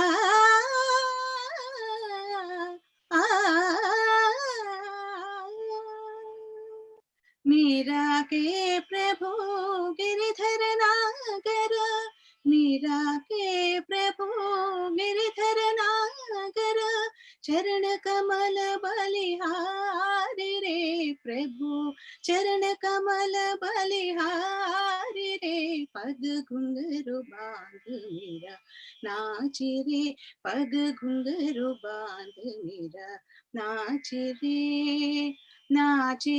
मेरा नाच रे मेरा नाच रे मेरा नाच रे पग नाच रे मेरा नाच रे पग घुंघरू बांध मेरा नाच रे पग घुंघरू बांध मेरा नाच रे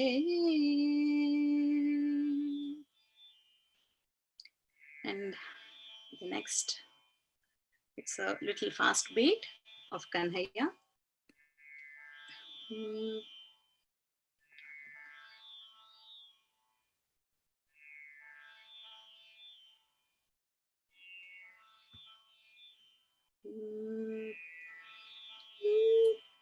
कन्हैया तेरी बंसी बजे मेरे लाल कन्हैया तेरी बंसी बजे मेरे लाल निस दिन में भजो तेरो नाम निस दिन में भजो तेरो नाम कन्हैया तेरी बंसी बजे मेरे लाल कन्हैया तेरी बंसी बजे मेरे लाल हे नंद लाला गोपाला हे नंद लाला गोपाला गोपाला गोपाला गोपाला गोपाला गोविंदा गोविंदा गोविंद गोपाला गोविंदा गोविंदा गोविंद गोपाला राधे कृष्ण घनश्याम राधे कृष्ण घनश्याम कन्हैया तेरी बंसी बजे मेरे लाल कन्हैया तेरी बंसी बजे मेरे लाल. And the next bhajan is in Bengali. It's a bhajan of ISKCON temple. ISKCON devotees usually sing this bhajan. And if there is any mistake, Please excuse me because I'm not very much familiar with Bengali, but still I'll try. Bol Hari Bol, Bol Hari Bol, Bol Hari Bol. Bol Hari Bol, Bol Hari Bol, Bol Hari Bol, Bol Hari Bol, Bol Hari Bol, Bol Hari Bol. Munir Anand Bhai, Bol Hari Bol, Munir Anand Bhai, Bol Hari Bol, Bol Hari Bol, Bol Hari Bol, Bol Hari Bol. जनमे जनमे सुखे बोल हरि बोल मानव जन्म पे भाई बोल हरि बोल बोल हरि बोल बोल हरि बोल बोल हरि बोल सुखे थाको दुखे थाको बोल हरि बोल संपदे विपदे भाई बोल हरि बोल बोल हरि बोल बोल हरि बोल बोल हरि बोल ग्रहे थाको वाणी थाको बोल हरि बोल कृष्ण रे संसारे थाके बोल हरि बोल बोल हरि बोल बोल हरि बोल बोल हरि बोल असत्संग छादे बाय बोल हरि बोल वैष्णव चरण पोरी बोल हरि बोल बोल हरि बोल बोल हरि बोल बोल हरि बोल गौरा नित्यानंद बोल गौरा नित्यानंद बोल गौरा गदाधर बोल गौरा गदाधर बोल गौरा अद्वैत बोल गौरा अद्वैत बोल बोल हरि बोल बोल हरि बोल बोल हरि बोल मानव जन्म पे भाई बोल हरि बोल मानव जन्म पे भाई बोल हरि बोल बोल हरि बोल बोल हरि बोल बोल हरि बोल बोल हरि बोल बोल हरि बोल बोल हरि बोल बोल हरि बोल बोल हरि बोल. And finally, I would like to conclude with Krishnastakam. It's a composition, I have tuned this Krishnastakam, so I would like to present that to everyone.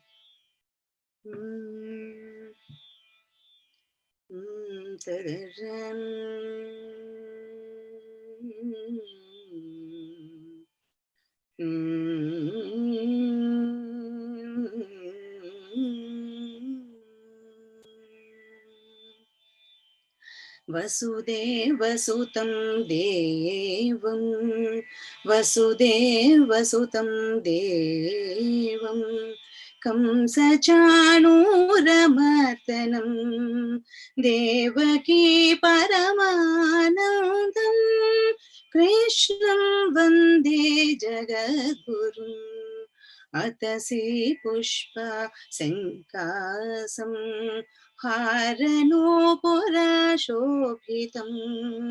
रत्नकङ्कणकेयूरं कृष्णं वन्दे जगद्गुरुम् कुटिलालकसंयुक्तं पूर्णचन्द्रानिपालनं विलसतकुण्डलाधारं कृष्णं वन्दे जगद्गुरुम् मन्दारगन्धसंयुक्तं चारुहासं चतुर्भुजं बर्हिपिञ्चावचूडाङ्गं कृष्णं वन्दे जगद्गुरुम् उत्पुल्लपद्मपत्राक्षं नीलजीमुतसन्निभं यादवानां शिरोरत्नं कृष्णं वन्दे जगद्गुरुम् रुक्मिणीकेलिसंयुक्तं पीताम्बरसुशोभितम् अवाप्ततुलसीगन्धं कृष्णं वन्दे जगद्गुरुं गोपिकानां भुजद्वन्द्वा कुङ्कुमाङ्कितवक्षसं श्रीनिकेतं महेश्वासं कृष्णं वन्दे जगद्गुरुं श्रीवत्साङ्कं महोरस्कं वनमाला विराजितं शङ्खचक्राधरं देवं कृष्णं वन्दे जगद्गुरुम् कृष्णाष्टकमिदं पुण्यं प्रार्थरोधाय यः पठेत् कोटिजन्मकृतं पापं स्मरणेन विनश्यति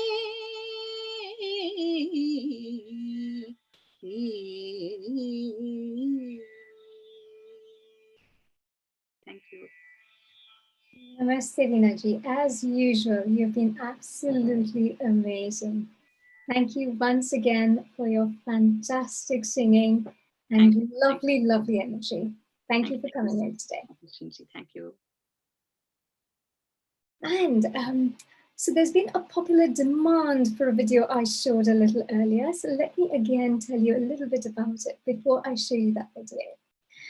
When we talk Janmashtami in the UK, especially in London, the first thing that comes to mind normally is the Watford Bhaktivedanta Mana. And, you know, every Janmashtami, there's loads and loads of people flocking there every year, 2-3 days, and enjoying Krishna's darshan. Unfortunately, with the way things have been this year, people that have registered have been able to attend. So we thought, let's do our lovely, lovely viewers give them a little glimpse of what it was like this year. So let me show you this video.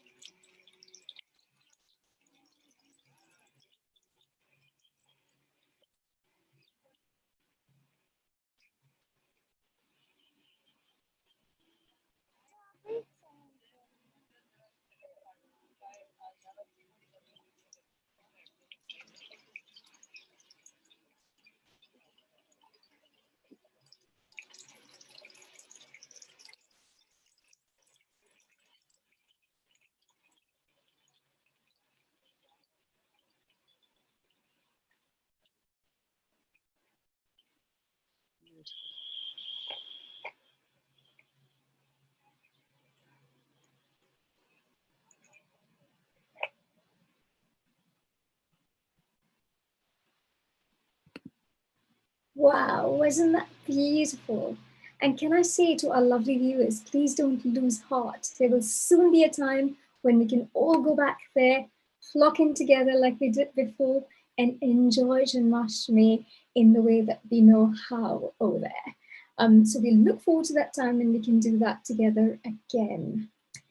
Now, we're coming to the end of today's Healing Our Earth session. It's been a fantastic session. It's been full of devotion, full of love, and has been absolutely humbling and beautiful. We look forward to seeing all of you again on Sunday this week, which is the 16th of August, with yet another spectacular lineup. And this time, our program will focus on well-being and wellness. And the focus will be to help people help their body and minds to thrive. Until then, stay safe and help to create and propagate hope, an acronym that stands for Help Our Planet Earth. Thank you very much for coming here today, and namaste.